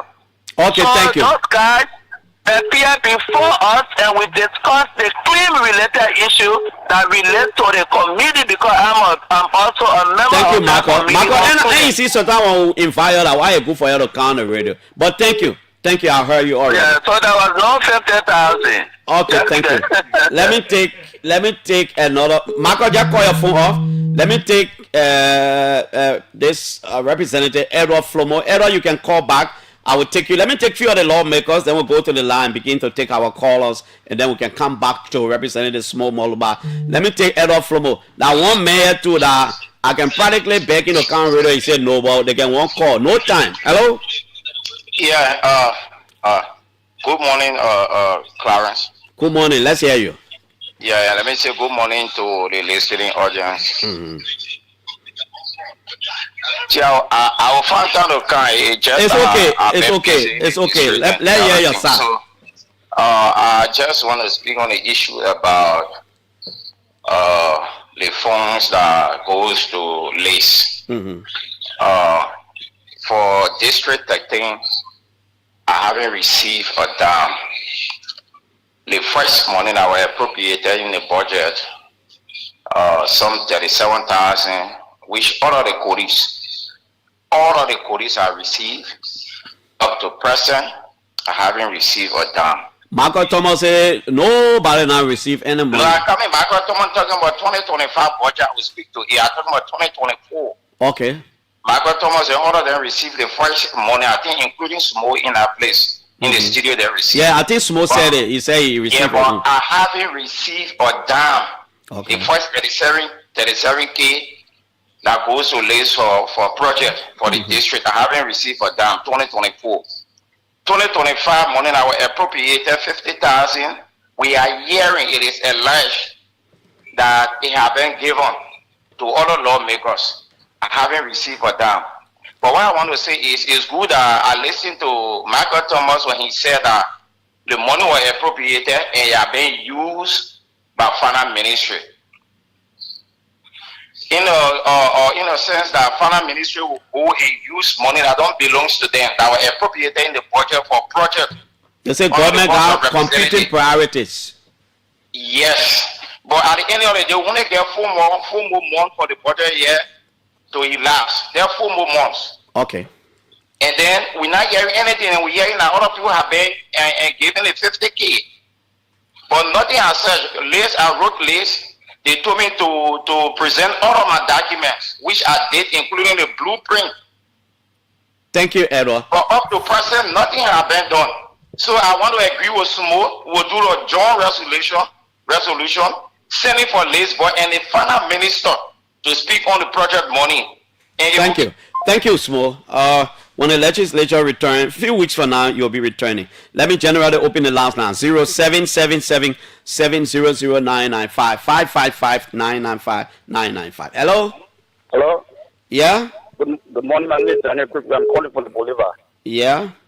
I just want to 100% agree with Honorable Yantuan for his stance by taking on the legislature and the colleagues and Asla in particular. Okay. I don't think the legislature, some of the legislators are proceeding well, and I think Asla tactics is working because they intend to divide the law reports so they can have an easier ride. You can remember in 1911 when the Friends of the Earth Liberia filed a complaint to the OECD, the Organization for Economic Cooperation and Development, for Asla with the 100 pickup truck that was donated to the legislature. It was alleged that it was tantamount to bribery. So, and Asla proceeding in this form of manner, I think it's very wrong, and the legislature, the lawmakers, they need to come together because Asla tactics is working very well because they are already divided on the issue now. Thank you. Let me take Representative Thomas Koswa. Sir, go ahead.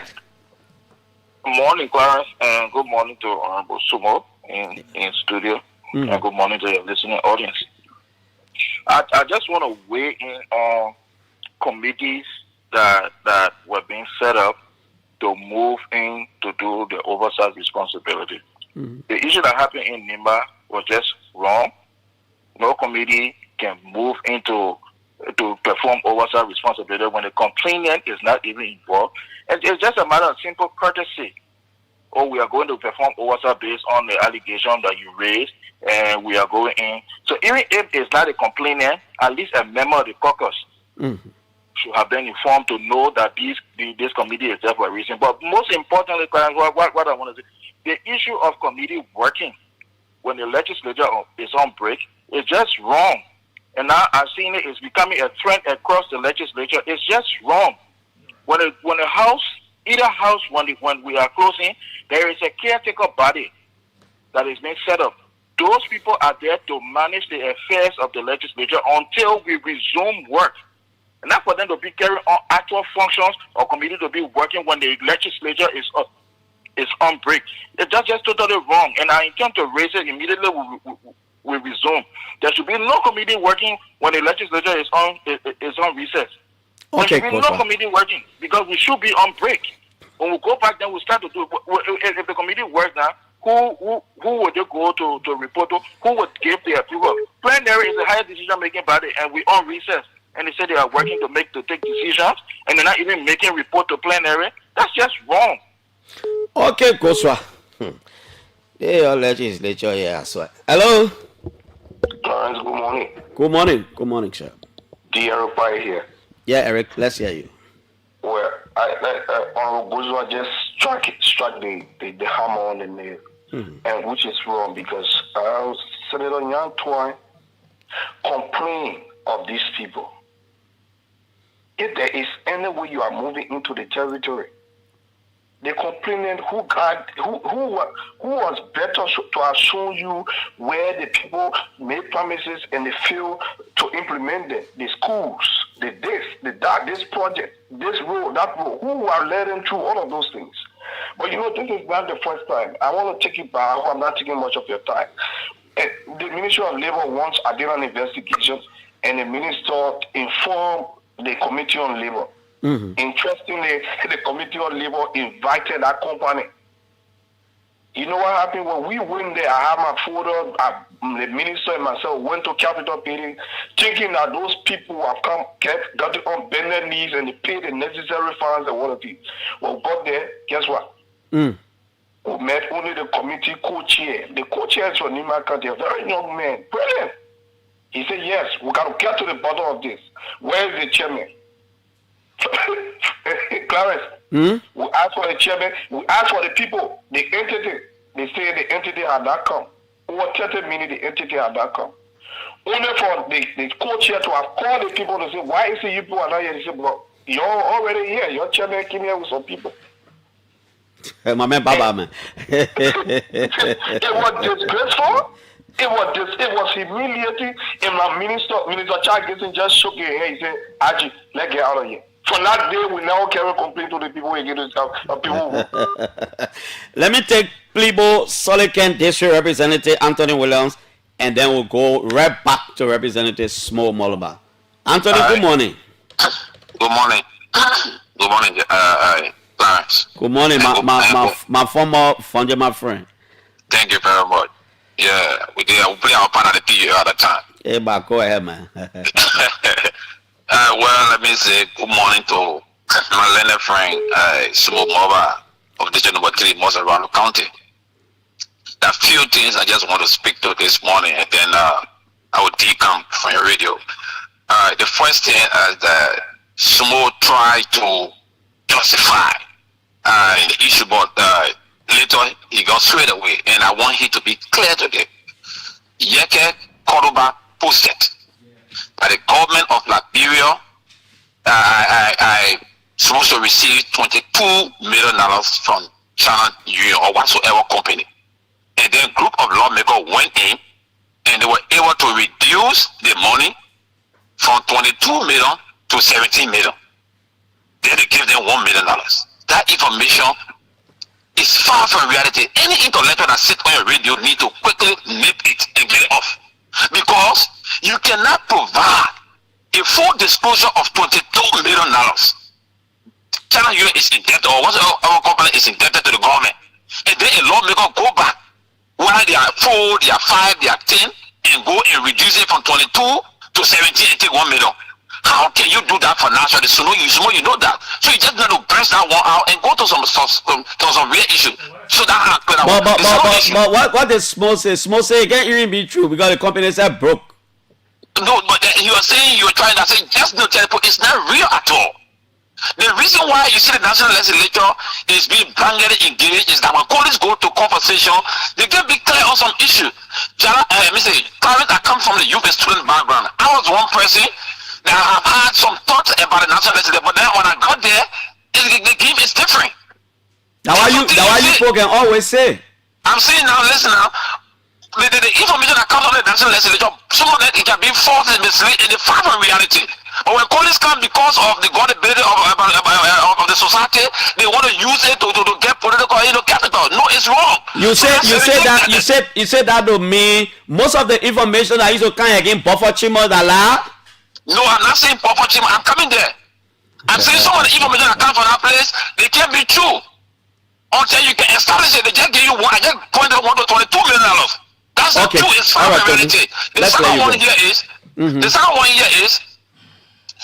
I setting the Gozo said anything, and I want to be on this radio to tell the president of the Republic of Liberia, Jose Human Poinai, and the vice president, they need to make sure they inform the NRC and the NBC to put their feet down on the ground. Because what is happening here is that lawmakers go to people's districts and call the concessionaires in the corner and be having meeting with them without the representative of that district. Can you imagine? I push this government from the time I enter to make sure that MOPP and CRC that have been working in our district since 2021 up to this time, MOPP and CRC have not been reviewed. The company, they have one manager. But Anthony, to push NBC and NRC, in my opinion, should be a legislative responsibility. That is your oversight. I come in there now. Clarence. So since 2021, they have not done anything. One company with 2 names. MOPP is in palm production, CRC is in rubber. I pushed the government through the executive, the NRC wrote the NBC, they went in, they're doing their fact finding up to this time. Okay, Tony will hold you there because of time. I beg you. I apologize, my brother. Because of time, I think I need to invite you too. We'll find time for you, Anthony. Thank you so much. Because of time, we got to take the 5 minutes to go to Small. I mean, you know that legislature, you get problem there. All of you complaining, all the other people go have secret meeting. The other people go have secret meeting. What's going on, man? Yeah, let me say this to my brother Anthony from Maryland. When he talked about he expected me to justify, I think I did what I could, because the thing there is that I said that visiting is wrong. We need to get it straight, because when you visit, you give room to conflict of interest, right? It could be an influence pleading that incorporate those circumventing behavior from the concession. That's one aspect of it. So my thing with Anthony Williams, I'm not saying that there was an amount allotted to China Union from government that was reviewed so that the lawmaker can have something. That's what I'm saying. What you can say, I'm against it, because I believe that those that when they have no authority to change anything, right? But remember now, they also can influence, because for the plenary, it have to do with voting. So going there, accepting, coming back to negotiate among your colleagues, I think that aspect is wrong, and we need to desist from it. It's not part of good governance. Then another aspect that Anthony mentioned is the issue of quote unquote our oversight. He made mention of the president and vice president. The president and vice president are there to enforce the law. That's part of our civics. Our job is to have that oversight responsibility. So why would you link it with the president? It's your duty. If you have an issue in your district, bring it to plenary and we can discuss it. You have the right to have your own hearing as a committee here. So go about it, call us together so that we can discuss it and have that oversight function over our people. But to say that individually, to get to various concession when we are close, I think that is against the procedure. We need to desist from it to have a better Liberia, and we should be people-centered. Yeah, and not pocket-centered. Okay, anything that you want to respond to other than that, we got to part with you. Except that each of you, your lawmakers, are almost saying the same thing. One, that most of our problems in the country are as a result of that legislature. Yeah. People on break and they're doing all kinds of things without the acquiescence of other lawmaking goals. So when you're returning from break, you think you can raise some of these issues? Of course. The thing is, Clarence, we have people who feel that they are superior lawmaker, from the Senate to that of the House of Representatives, and they are 17 in number. Over the time, our people make mistake to elect them. And most of them, they are the old lawmakers that are causing these things. So if we cannot put a stop to it, we the younger one coming on board to tell them, say, look, when we look at good governance and the issue of legislative proceedings, we have to stop this, right? This is why we're on the radio. Everything is not about the House, because sometimes they will not give you the chance to speak to the House. So you come outside, electing your people on them, so that they can be aware that 2029, they will not make similar mistake to re-elect them. Okay. Representative Small Moloa, thank you ever so much. Thank you, my brother. We'll always have these conversations. We're taking a break. When we come back, former Speaker, Magibi Senator James Emmanuel Nunkwe will be here.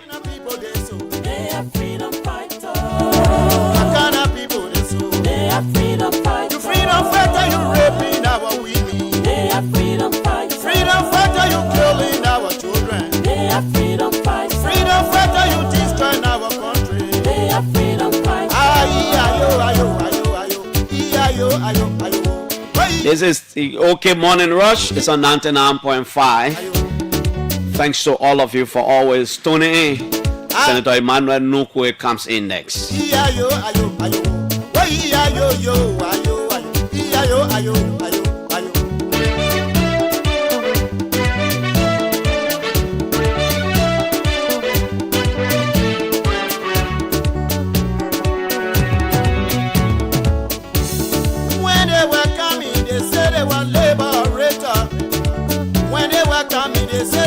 Liberator, but when they give their ground, they change their mind. When they give their ground, they change their mind. What kind of people they so? They are freedom fighters. What kind of people they so? They are freedom fighters. The freedom fighter you raping our women. They are freedom. So the team from the Liberia Revenue Authority will be here sometimes this week. By the time we conclude these negotiations, they will be here.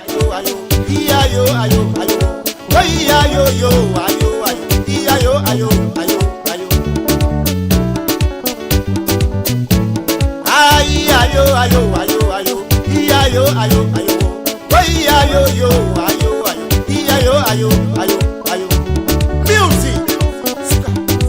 Aha.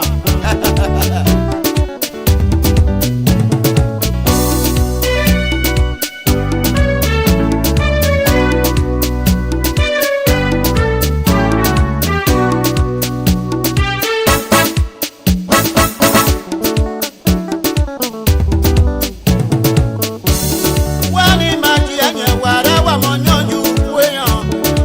Wani majianye wara wa monyonyu weyan. Ke wana wa Senator Nukwe is around. We're taking shortly. wana wa kuna mwa. Wasia wa bebe ya bu. Kena be monye be miaka. I'm a freedom fighter. Oh, wa monye o. I'm a freedom fighter. O freedom fighter ke ni nyo bi o wasa. I'm a freedom fighter. O freedom fighter ke ni nyo bi o baba. I'm a freedom fighter. O freedom fighter ke ni nyo bi o di mi. I'm a freedom fighter. Ayi ayo ayo ayo ayo. Ayo ayo ayo. Ayi ayo yo ayo ayo. Ayo ayo ayo ayo. Ayi ayo ayo ayo ayo. Ayo ayo ayo. Ayi ayo yo ayo ayo. Ayo ayo ayo ayo. Wani maji anye wara wa monyonju weyan. Wani maji anye wara wa monyonju weyan. Ke wana wa kurage ya. Wasia wa bebe ya bu. Wana wa kuna konwe. Wasia wa bebe ya bu. Kena be monye be miaka. I'm a freedom fighter. Ii wa monye o. I'm a freedom fighter. Mo freedom fighter ke ni nyo bi o wasa. I'm a freedom fighter. Mo freedom fighter ke ni nyo bi o baba. I'm a freedom fighter. Mo freedom fighter ke ni nyo bi o di. I'm a freedom fighter. Ayi ayo ayo ayo ayo. Ayo ayo ayo. Oyi ayo yo ayo ayo. Ayo ayo ayo ayo. Ayi ayo ayo ayo ayo. Ayo ayo ayo. Oyi ayo yo ayo ayo. Ayo ayo ayo ayo.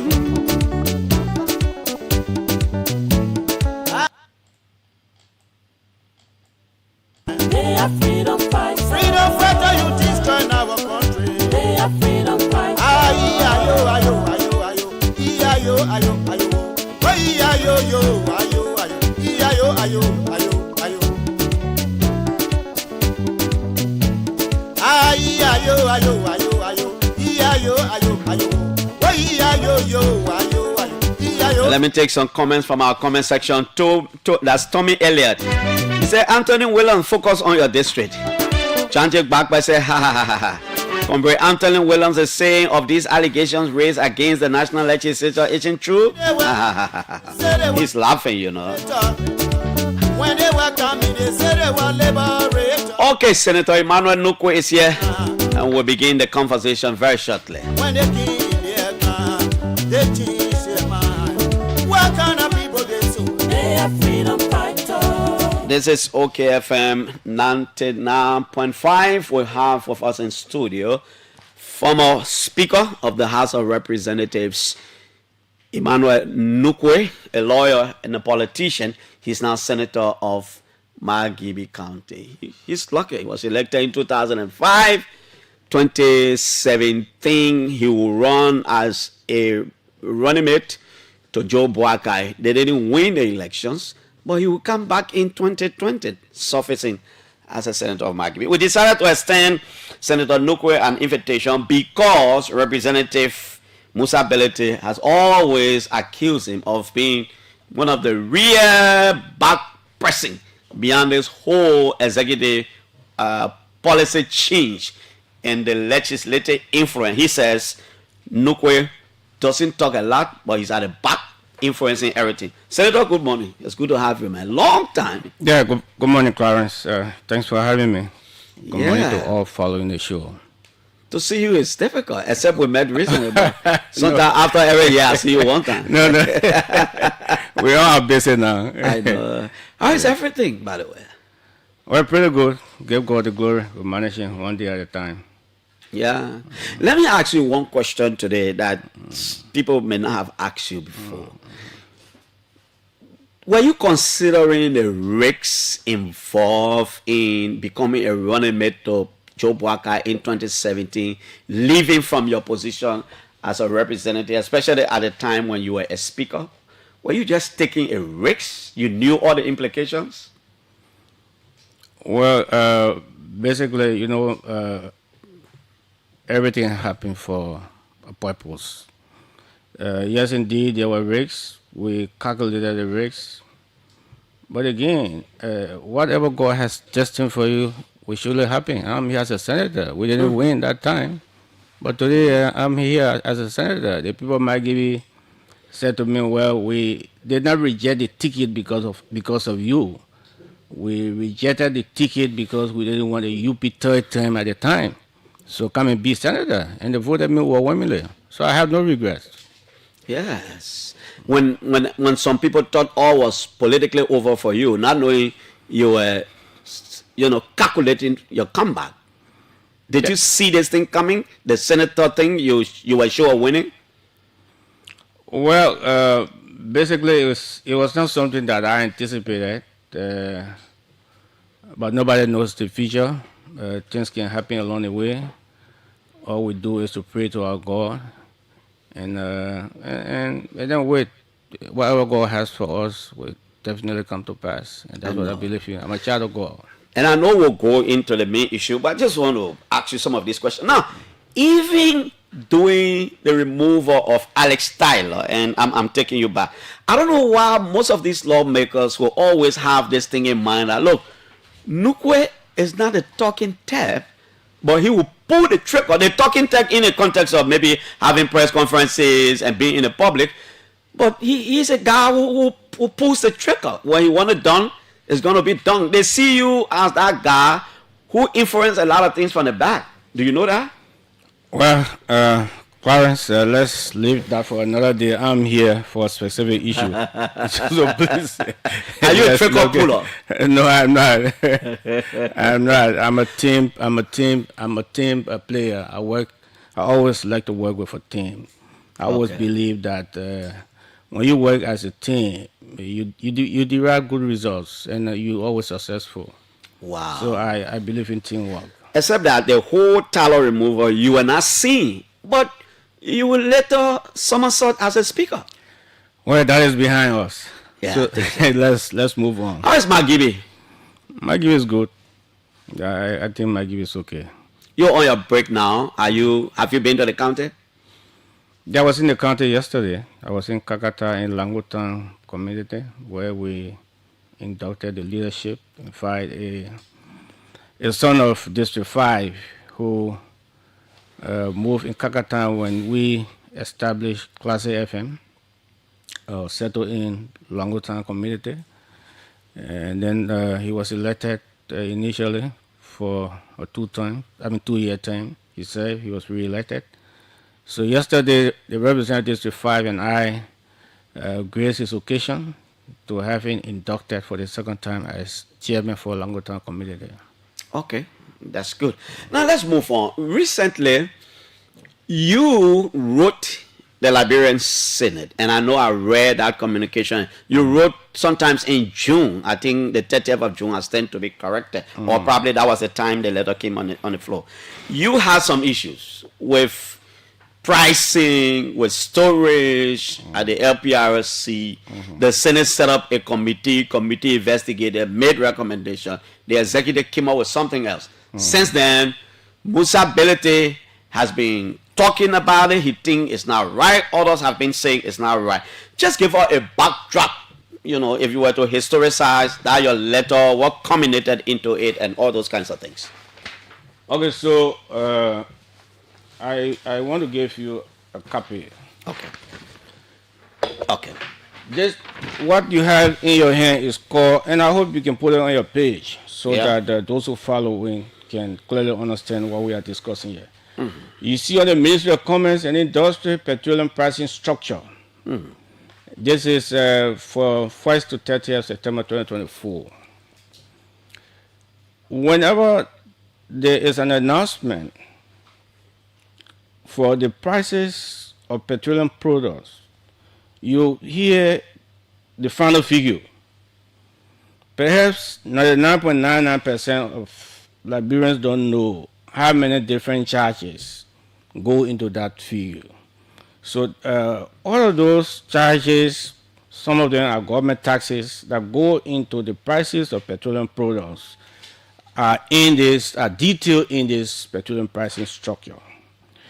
As chair of the Public Corporations Committee, we review the petroleum pricing structure and then initially identify 3 key items that we felt were not justified, that were troubling and unfair. The first has to do with financing. By having conversation with the folks at LPRC, they indicated to us that importers of petroleum products, before they import a consignment of petroleum products, they go to the bank, they get a letter of credit, and then the bank charge for that. So they have all along insisted that that should be a part of the pricing structure. It should be part of it. It should be incorporated in the structure. That means before they import a gallon or whatever consignment of petroleum products, they don't have money. The bank will have to issue bank guarantee, and while the bank is going to charge them, we should pay as a country. And I felt that that was not justifiable because I know some of these people been in the industry for more than 15, 20 years. And you cannot say being in the industry for more than 15, 20 years, you don't have your own line of credit. Every time you have to import petroleum products, we should finance it.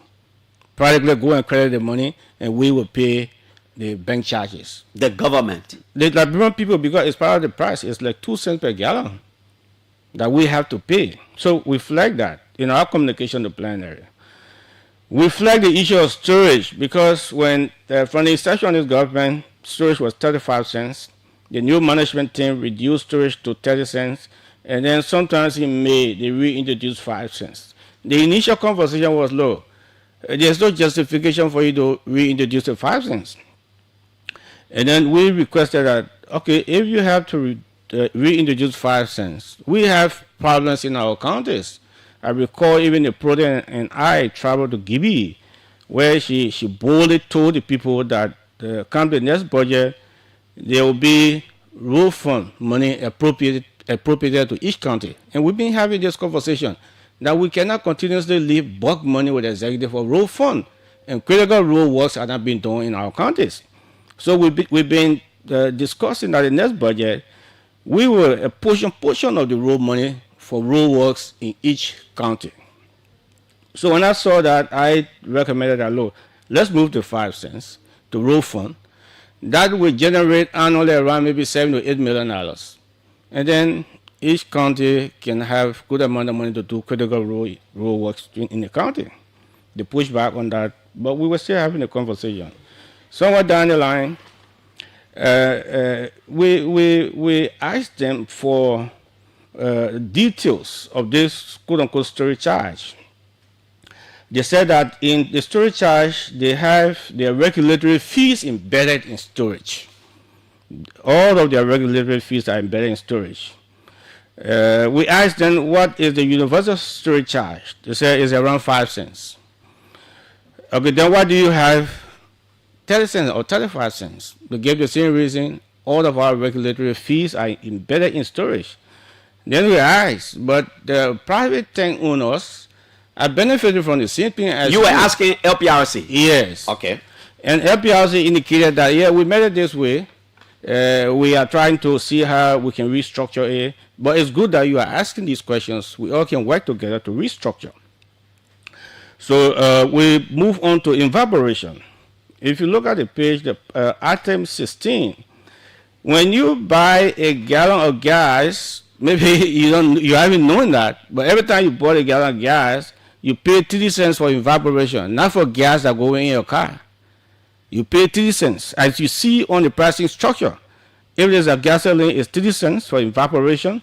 If it is fuel, 2 cents. Jet fuel, those that fly, 30 cents. 3 cents. HFO, 2 cents for evaporation. The tank owners and importers, and even LPRC, claim that when these petroleum products are stored in the tank before they are sold, certain quantity, some level of evaporation takes place, and we have to pay for that. So it is embedded, those charges are embedded in the price of petroleum products. I told them, we raised and said this was not fair. Well, we proffered the communication on the floor, and then that was referred to a joint committee headed by the Ways and Means. We had a public hearing. We invited LPRC, Commerce, Importers Association, Business Association, MedTech. If you look on that pricing structure, you see at the 5 is MedTech, but it was removed because government felt that including MedTech for inspection purposes could have further increased the price. Yeah, I see MedTech 00000. Yes. So we invited MedTech also, and the private storage terminal owners association, which comprises mainly Sherry, Adala, and Musa, and Adala is a head. We invited all of them. They didn't show up.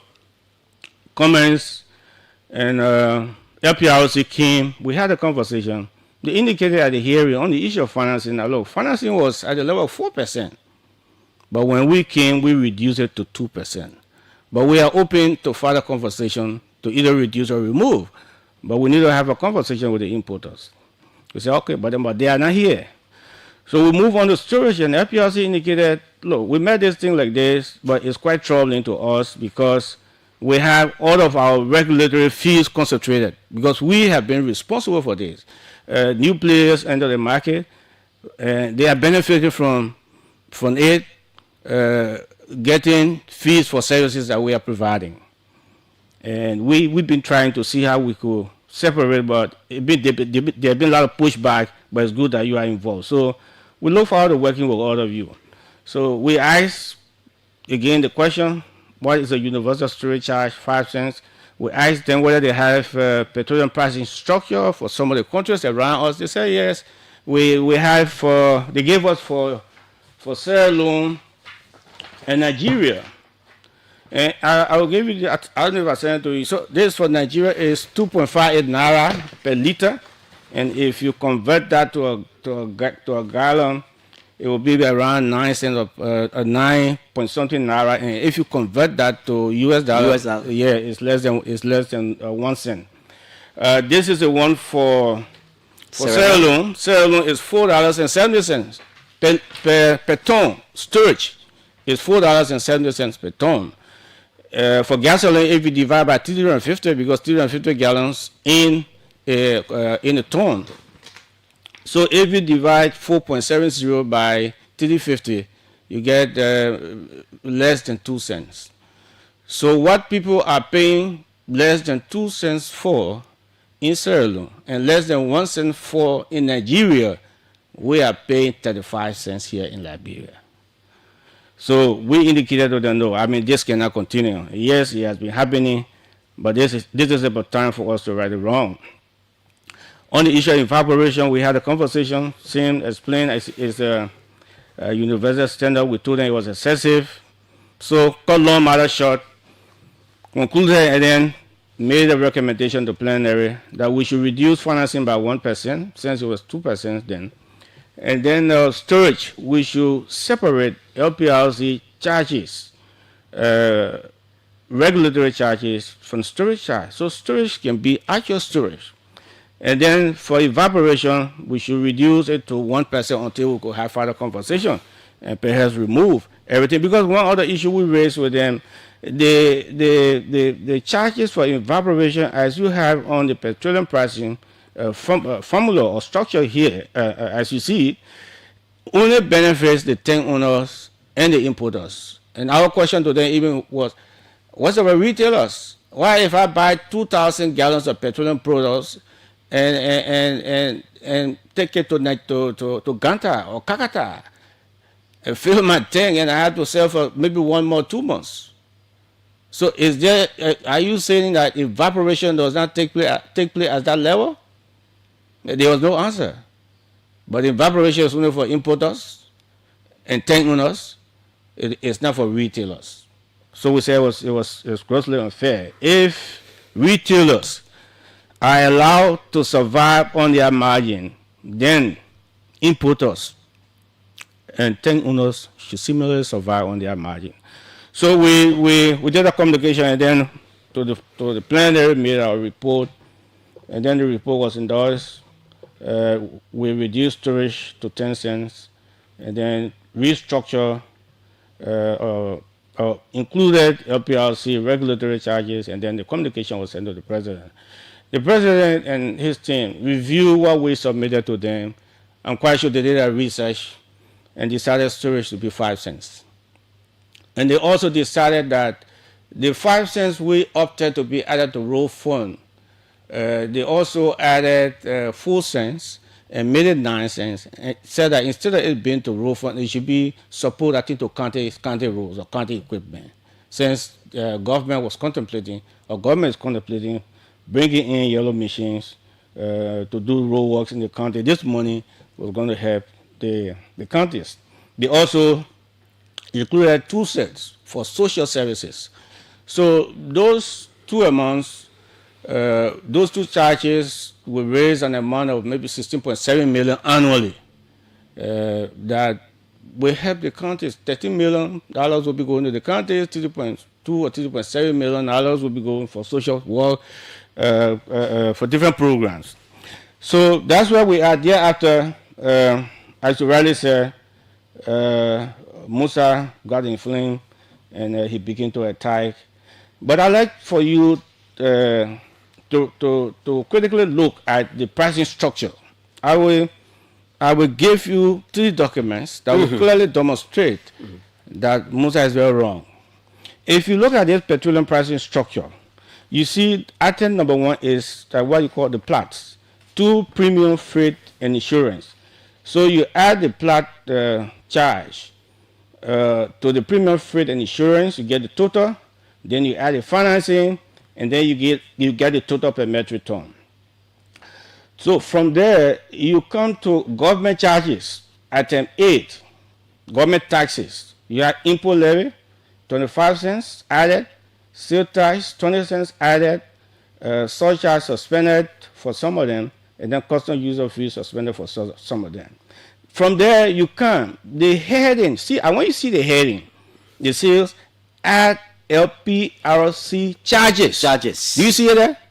I see. All LPRC charges. What's the first one on there? Storage. Did they say add Mozambique charges? I don't see that. Did they say add Swimmers charges? Did they say add importers charges? It says, this petroleum pricing structure says, add LPRC charges. And the first item there is storage. You say that don't mean what? Storage is government money. It's for LPRC. Storage is LPRC's core business. That's government business. Storage is for LPRC. But Musa says there was an agreement he signed with the LPRC. I'm coming to that. Mm-hmm. His own agreement will clearly demonstrate to you that storage money is not for him, it's government money. So, okay, let me hold you here and take you to Musa's agreement so you talk about it. Yeah. I want to read the first, second, third paragraph. I think I should have it. Yeah, I sent it to you. Yeah, Musa also sent it to me. Okay. Let me see yours. Oh, so it said the 21st day of June 2012. I have a contract for him. That is the 21st day of June 2012. LPRC, this is the Petroleum Storage Agreement, Republic of Liberia, Massarato County. Let me see, when is it? What day is it? 21st day of June 2012. Yeah. so let me read for you. It's very good that he sent it to you. So I'd like to read the third paragraph. It says, whereas Swimmers represents that it is engaged in the importation and sale of petroleum products pursuant to the license issued by LPRC. Did they say that Musa was issued a license to engage in commercial storage of petroleum products? Let's hear you. Go ahead. I'm asking you. I'm reading through. Yeah, let's go you ahead. have it, read it. Whereas Wrepue represents that it is engaged in the importation and sale of petroleum products pursuant to the license issued by LPRC. LPRC issued a license to Swimex to engage in importation and sales of petroleum products. Then I'd like to read the 5th paragraph. It says, for 5th. yeah. So where Swimex further represents that utilizing the property, sufficient operational storage and loading facilities can be provided for the Liberian market on a regular basis, and to this end has requested LPRC to issue to Swimex the license, column A, for the importation and sale of petroleum products on the Liberian market. Importation and sale, not storage. And B? And B, to provide bunkery services and the importation and transshipment of petroleum products from and within Liberia. What is the bunkering services? Well, I don't know much about that. I think bunkering is where you keep the petroleum for transshipment. I think so. I don't know much about that. So, but it has... Is the bunkering services here not the storage? No, it's not storage. It's not storage. I'm just asking. It's not storage. So let me take you to Can 5. Mm-hmm. Can 5, where this will corroborate with the Can 5. No, Can 5 is going to corroborate with the pricing structure, because on the pricing structure it says LPRC charges, and the first item there is storage, meaning storage is for LPRC. In his contract, LPRC restricted him. So Can 5 says Swimex shall use the storage and loading facility exclusively. You have it. Do you want to read it as well? Yeah, let me read it. Yeah, let me read it. Can 5. Can 5. Swimex shall use the storage and loading facility exclusively for the purpose of supplying and distributing petroleum products on the Liberian market in general, and specifically to any prospective concessionaires on such commercial terms and conditions as shall be agreed between Swimex and such third party or parties. Swimex, no, period. Period. Yeah, then continue next paragraph. Yes, Swimex shall not store any other importer or importer's product in its facility without LPRC's approval. And any violation of this will subject Swimex to pay to LPRC the regular storage and handling fees. But it says without LPRC's approval. Musa insists all of what he's been doing has been with LPRC's approval. So if it has been with, so does it make it his entitlement? Does it make it his inheritance? No. So otherwise, if LPRC says to the low, we don't want you to store petroleum products, he'll be going around a storage charge because he says storage charge for him. So storage is not for Musa. Storage is for LPRC, and that's why in his agreement he was restricted that his contract is exclusively for the purpose of supply and distributing petroleum products on the Liberian market, and he is forbidden from storing products for importers unless LPRC, that is the owner of storage, say yes. You know, you are not supposed to, like, you come to work here every day, you are not to sleep here, but then if your employer say, okay, maybe if you work until it's late, we can allow you to sleep, and then after some time you started coming, maybe you influence your boss and say, let me just be sleeping. Even they allow you to sleep, but it doesn't make your entitlement. And when they say move, you say no, it's for me, it's my entitlement. That's what he's doing here. Was the Senate committee concerned about asking LPRC why did it continue to allow Musa Bello's company to do storage when it was not in the agreement that it would have done storage? Well, there's a new management team. They also indicated that these things been happening in the past. They tried to take some measures, but it was at the time we called them. So they were open to work with us to ensure that these measures are taken to improve the sector. So I also like to take you, that's the second. So the first thing is that, which I presented to you, the petroleum pricing structure clearly shows that storage charge is not for Musa. He claimed, they took the money from me, that my money is not Musa's money, it's government money. This storage charge is government money. And in fact, you can ask anybody in the petroleum sector, it was 20 cents. When LPRC was doing their tank farm rehabilitation, they asked for 10 cents. During President Sally's term, the 10 cents were added, and then when President Weah came in, they continued to work with Motherwell and completed the rehabilitation of the tank farm. The 10 cents remained there. That's government money. That's not Musa's money. Okay. An expert in this area just sent me a message. He said, Clarence, bunkering services mean the supply of fuel to ships for powering their engines. It has nothing to do with storage. Okay. Now, Senator... No, I'm coming. Mm-hmm. So, from the petroleum pricing structure, storage is for LPRC. It's under the caption add LPRC charges. And I show it to you, and I want you to put it on your page. I see. So that as we are having conversation, people can see what we're talking about. From the petroleum pricing structure, storage is not for Musa. From Musa's own contract, storage is not for Musa.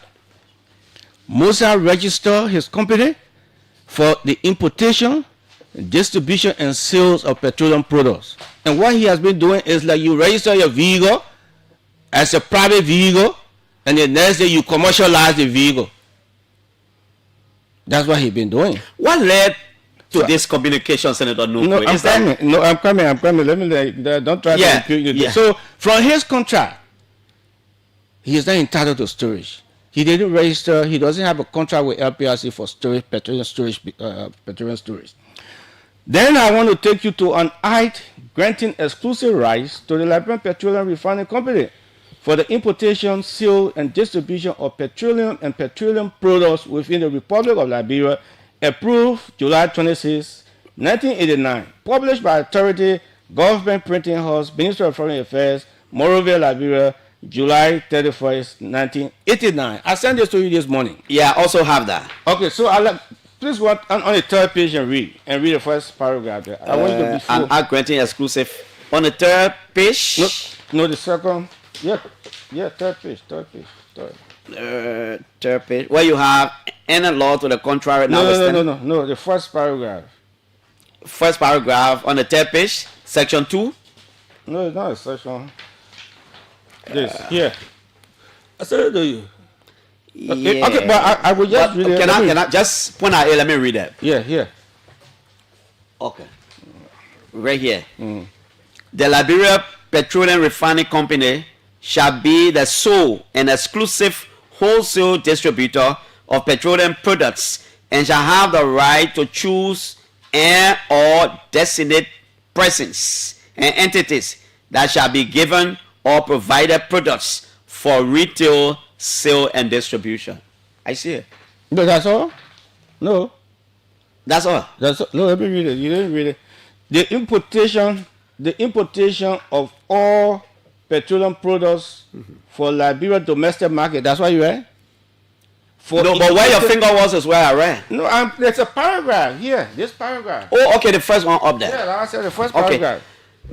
The importation of all petroleum products for the Liberian domestic market for internal use within the Republic of Liberia and or for transaction through the commerce of Liberia shall be the sole and exclusive right of LPRC, and that no entity, individual, concessionaires, public or private corporation, nor any governmental entity, foreign or otherwise, shall import petroleum products into the territorial confines of the Republic of Liberia, except with the written consent of the Liberia Petroleum Refining Company, duly approved by the President of Liberia. Okay, so this is an act of the legislature granting exclusive right to LPRC for the importation and sales of petroleum products. It went further to indicate that that right could be deferred to individuals and institutions unless or through the express written consent of LPRC approved by the president. Musa's contract and does not meet the scrutiny, we cannot withstand the scrutiny of this eye. He got a written consent from LPRC. He got a written consent, but this written consent was not approved by the president. So he cannot even go to court. By this eye, he cannot. So LPRC have been doing the wrong thing. They've been doing the, I mean, yes, those who've been there, they've been doing the wrong thing. So by this eye, yes, swimmers got the contract, but in the face of this act granting exclusive right to LPRC, this contract is not valid. Musa cannot go to court.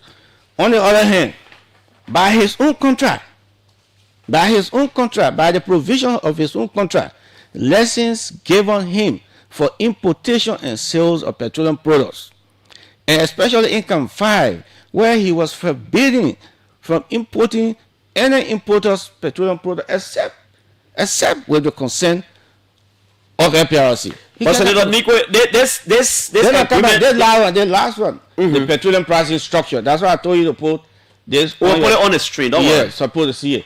But just by this pricing structure, there's nothing here. Storage is for LPRC. It's not a private business. And Musa did not register to store petroleum products or importers. But the 2012 agreement Musa Bellete's company signed with LPRC, it says petroleum storage agreement. Yes, so you are. But it went further. That's the heading, right? But go to the details. So I'm wondering if this storage was nothing about storage. No, why is it saying petroleum storage agreement? Because he built. Okay, so this is what it is. He acquired. We didn't go through the entire agreement. He acquired a piece of land, I think 2.3 acres from NPA, and then went to LPRC to consummate a contract to build storage tank. So that's the background, to build petroleum storage tank. So the storage tank was intended for him to import. It's his private tank. For him to import, since he was involved in importation, he represented his own contract, as I read. He represented to LPRC that he was importing and selling petroleum products. And for that, he wanted to build petroleum storage terminal. And that's why the LPRC consummated the contract with him so that he could bring his own product and have those products stored in his tank. So Senator that's Emmanuel Nukwe, thank you. We'll hold you there. Let's go to the line. If Representative Musa Belete call, we'll take his call. 0777. Oh wow, someone said Musa Belete the man call. 0777 700 995 555 995 995. Let me take Musa Belete. Musa, good morning. Good morning, Clarence, and good morning to the senator. Good morning, Musa. Let's hear you. Look, I don't have much to say today because I think the senator has exposed himself. But what I want. Oh, local call keeps coming in. Yeah, Musa. Specifically, you with me? Yeah. A local call came in, but I canceled it already. Yes, the agreement that I have with LPRC is specifically and purposely for storage. It is for no other reason but for storage, and it's well stated. And it goes beyond to say it is for me to bring my own fuel, to put it there, or put the fuel of other importer with the approval of LPRC. And that's what we've been doing. Number two, the act the senator is reading there, that act, there is absolutely nothing in that act that talks about storage. Zero word regarding storage. Nothing. So except that Senator Nukwe, there are provisions in the act that talks about your company doing particular work. It did not measure anything about storage. No. It says, read it. Come again, Benedict. Okay, Musa. Thank you. We gotta let you go. The calls keep coming. It keeps. Let's go to this other line. Hello. Morning, Musa. Good morning, Clarence. Good morning. Good morning to Senator Nokwe. My name is Samuka. I call you from Ghana's this morning. Yes, Samuka, you are the Chief of Office Staff to LPRC Managing Director Amos Toe. Precisely. Clarence, I really think honorability owes the senators apology and the people of Liberia a big apology as well. The reason is simple. Let me just state clearly that you asked a question: why did LPRC allow streamers to store petroleum products? Now, when we asked the question to people who have been managing LPRC, they said the capacity of LPRC at the time to keep enough petroleum product in the country was a little lower, so they allow private terminals, the corners and other places to store enough petroleum products, so we can have the situation we had in 2020. That's the reason why. That doesn't mean that he had the right to store it. It was just a professional way of keeping petroleum product in the country. Besides that, Clarence, look, Musa has not been paying even license fee. If you go to his agreement, he's supposed to get license fee. The government ain't been telling all that one. Yeah, I'm telling you, that's the reason why I say Musa owe the people of Liberia an apology. He owes the senators apology. Okay, we'll leave it there, Musa. Let's go to the line. Let's take other callers. Hello? Good morning. Good morning. David Koti, my name. Yeah, Koti. Thank you. Let me say many thanks to Senator Nukwe for coming to studio today. It's always good to listen to the other side of the story. You know, when you listen to one side, listen to the other side. You get a balanced view of the entire thing. I think we should respect this one statement coming from Mr. Musa Bility. The law is the law. Yeah, the law has to now be the law. There's one portion that was read by the senator, something about being approved by the president. I don't care what you do with LPRC, sign all the storage or whatever document. Once it is not approved by the president, my friend, it is null and void. He's our good friend. I admire him for the development initiative beyond borders, beyond NIMBA, all over. That's very good. We want to see more of that. But the law is the law. Okay, cool. Once it wasn't approved by the president, my friend, you got to go and redo it. Thank you. Thank you. Let me take this call from Rwanda, and then we'll go to Paris in France. Hello? Yeah, good morning, Pizzo, and good morning to the Senator Studio. This is Winston again. Let me say, you know, my attention has been drawn to this whole thing with the LPRC stuff. You know, we have made this thing to look that it's more like the way when people used to think about war crime code coming to Liberia, people always talk about Prince Johnson and stuff like that. So this thing about the LPRC, something it should be a generalized issue, but you know the time frame that Senator Nugwe and Senator Prince Kirmoy did it. They have made it to look that it is not them. It is the Senate. It is the Liberian Senate. Which I think it should not be that case. It should be for the interest of the Liberian people. We should mostly be concerned about what trickle down effect this thing has to do with the people of Liberia. So thank you. So okay, you talk about 16 million going to the country. You say it's not about the interest of Liberia. Who is he? Let's go to France. Then we'll come to Senator Samuel Koga. Hello. Good morning, Clara. Frank Gibson, I call from Paris. You know, the gentleman who just dropped the line, go on what I wanted to say. You know, Senator Nukwe, in the studio, I think he got an oversight. But he's standing in the studio defending the LPRC. That's a double standard. That's how I see it. Because it is LPRC should be defending her own case, not the senator. The senator but he attacked me. He accused me. 1 minute, Senator. Let me I will ask him. Come again. Go ahead. I said the senator should call the LPRC in the Senate to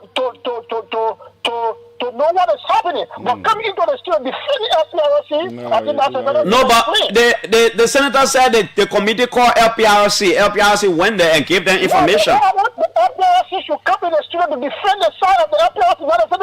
It's not a senator job. That's not what he paid for. No, man, explain what we did. I think the senator is explaining how he wrote the letter and all the things that happened. Exactly. No, but the senator letter part of explanation is dwelling on the defense of LPRC.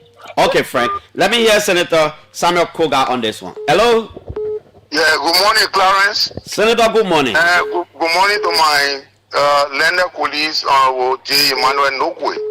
I listened to the expose, but I got two concerns, and these concerns has to do with, number one, allowing honorability to build a thing at the free port of Monrovia.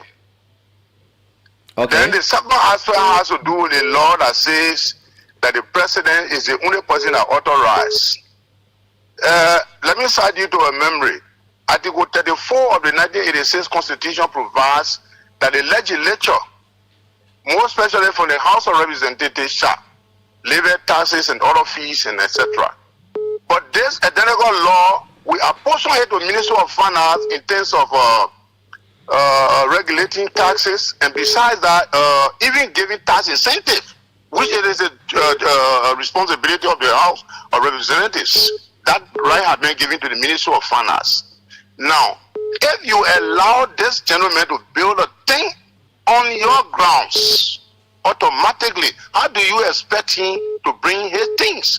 He built it because he wants to bring in products, and more besides internationally accepted rules. Commingled goods are allowed on our jurisprudence. Where, for instance, people came, Liberians live for here to go to China. Whenever they are coming, over 10 to 15% will put all their goods in one container. There's a group, but that container need one individual will bear the need as a consignee. Senator Koga, what will you do? What will you do when the Senate gets back? No, I come in, please. So the issue of LPRC saying that any product from outside of any company should not go to Musa's tank, that is restriction. This identical thing, I think, is a wish hunt. That's an aspect I got problem with. It's a wish hunt. It's a wish hunt. You think they're going after ability? Of course, yes. So that's why I'm asking as a senator, what will you do? The reason why I'm coming out, why it is true that Musa Belede is a representative and equally so businessman, he's one of my citizens. And I'm a senator of the county. So you got to pick the issue up. Anything going on the contrary, I'm going to come in legally.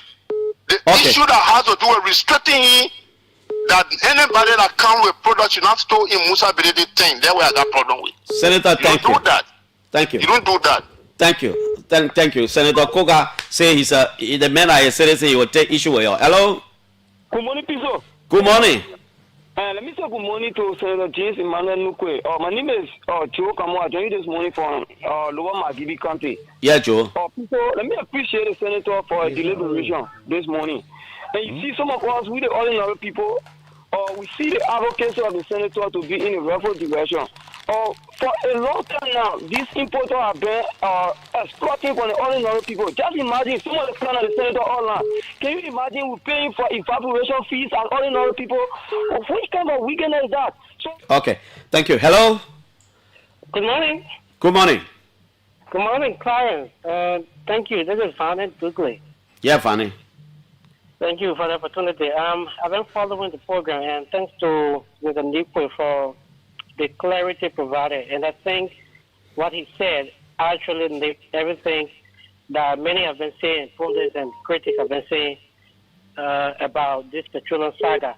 But more importantly, I think instead of just leaving it to where it is, I think the Senate should ensure that notability, all of the revenue he collected, that according to the contract that the senator read, he was not to collect.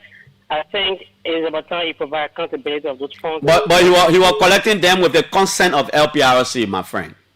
So the consent. But that consent was not approved by the president as per the law. So So this current But LPRC did not interpose any objection.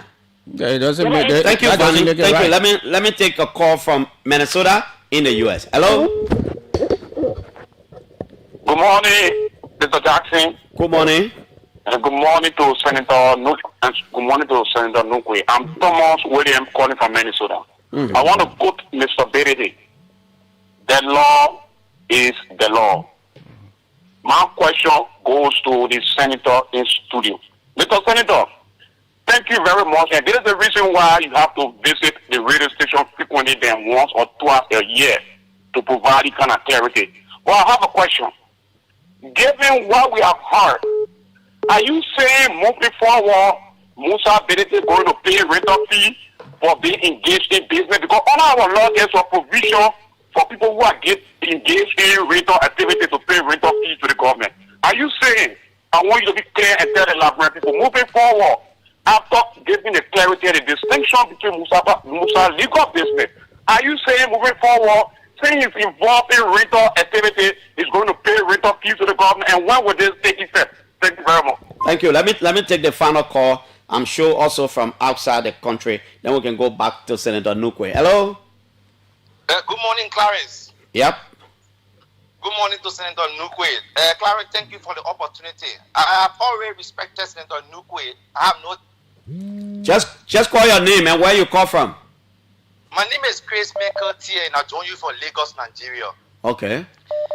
Clarence, thank you to the senator. I think, like the chief of office staff of the FPRC boss, Musa owes an apology. He owes us as Liberia an apology. Look at the pricing structure. The senator Nukwe said, so the only people who pay for evaporations, the only people who benefit rather, are the importers. But ordinary people who buy 500,000 gallons of fuel or gas and carry it to Sano or Grand Gire, those people are not importing. So it is only Musa Berede. I don't really know why Musa Berede. Okay, sir. As if he's the only importer in the country. Something sinister is about the whole petroleum product when it comes to Musa Berede. Thank you. Let's go back to Senator Nukwe. He can use the rest of the time, the 7 minutes. Senator? Yeah. Exchange of opinion, different opinions. Yeah.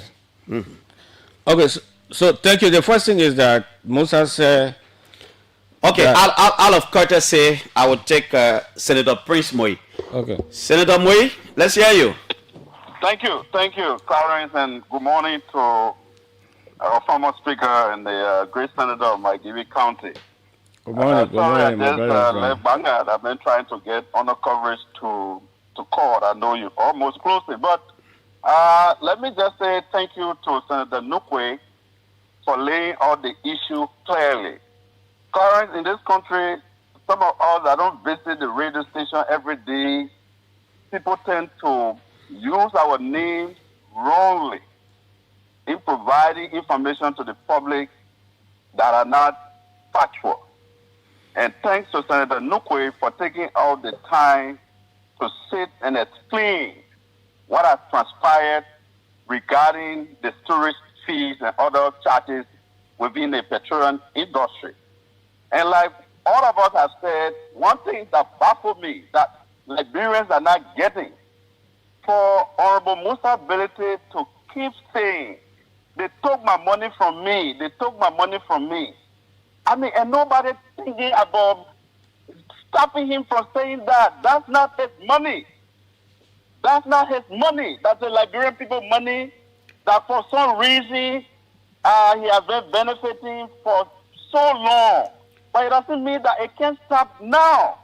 This is about time that we understand it and understand it well. The function of LPRC, as Senator Nukwe read the contract, LPRC has that mandate to store all petroleum products that come in the country. In the event where they don't have the capacity, they go to this, they give permission to these private tanks to store petroleum products outside their woods. But it doesn't mean that's their right. So if they are getting money from storage fee to run the sector, LPRC, and that storage fee is automatically taken by the private tank owners. And we are now saying, look, This is not fair to the Liberian people. You can take money that you have not been working for.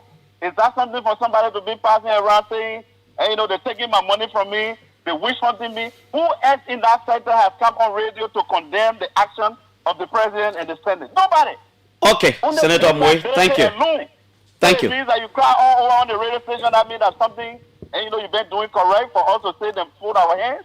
Nobody is witch hunting honorability. He's a businessman. I mean, he can take advantage of all the different margins.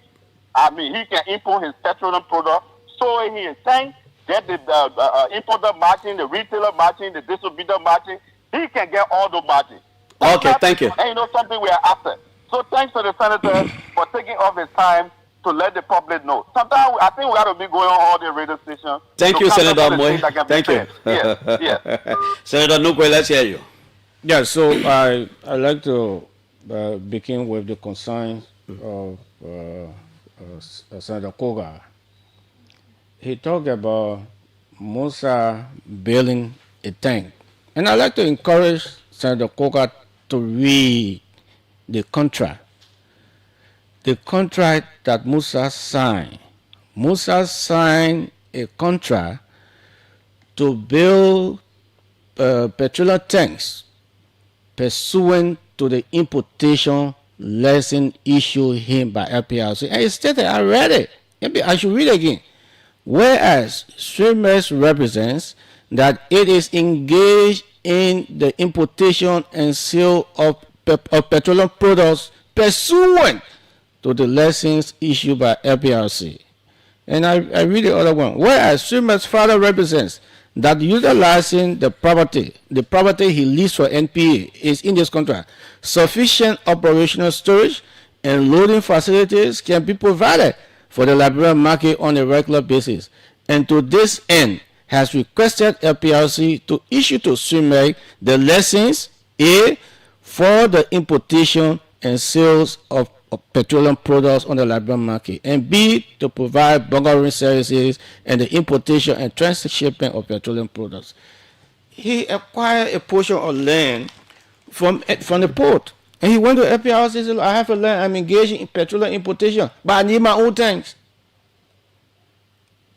And that's why this storage agreement is all about. So he built his tanks for his own importation business, not to be used as commercial tank to generate money. Because as I indicated, which he didn't dispute, Musa himself didn't dispute, we added 10 cents to LPRC storage charge when they were rehabilitating the tank farm. So is Musa saying that 10 cents for him? Okay, Senator Nukwe. We can conclude now. Yeah. Then Senator Koga talk about Musa being restricted in LPRC. But the man went for a contract. If he was restricted, why did he sign it? Was it coerced to sign his own contract that he was restricted? The storage is for LPRC. That's why LPRC decided to protect their role as the institution responsible for storage. That look, we're not giving you our role. Our responsibility to store, we're not giving it to you. But in the event you need to store for any, you don't store for any importer. In the event you need to do that, we have to approve. And I'd like to come to Musa. Musa indicated that the law are rare. Did not talk about storage. So he agreed with me that the law are rare says that he cannot do petroleum business in this country without the written consent of LPRC approved by the president. And he didn't get that approval from the president. So Musa, my brother and friend in the Liberian way, you can cry tire. They say you go cry tire. You go cry tire. This thing is done. Okay, Senator Nukwe, thank you so much for coming. I hope we'll always have you to talk more Magibi development, other issues. Thank you. Thanks to all of you. Tomorrow we'll be here. I have Senator Numeno Batikwa here tomorrow to talk about our visit to Asla Metal the other day. I'm out of here. Thanks to all of you. Freedom fighter.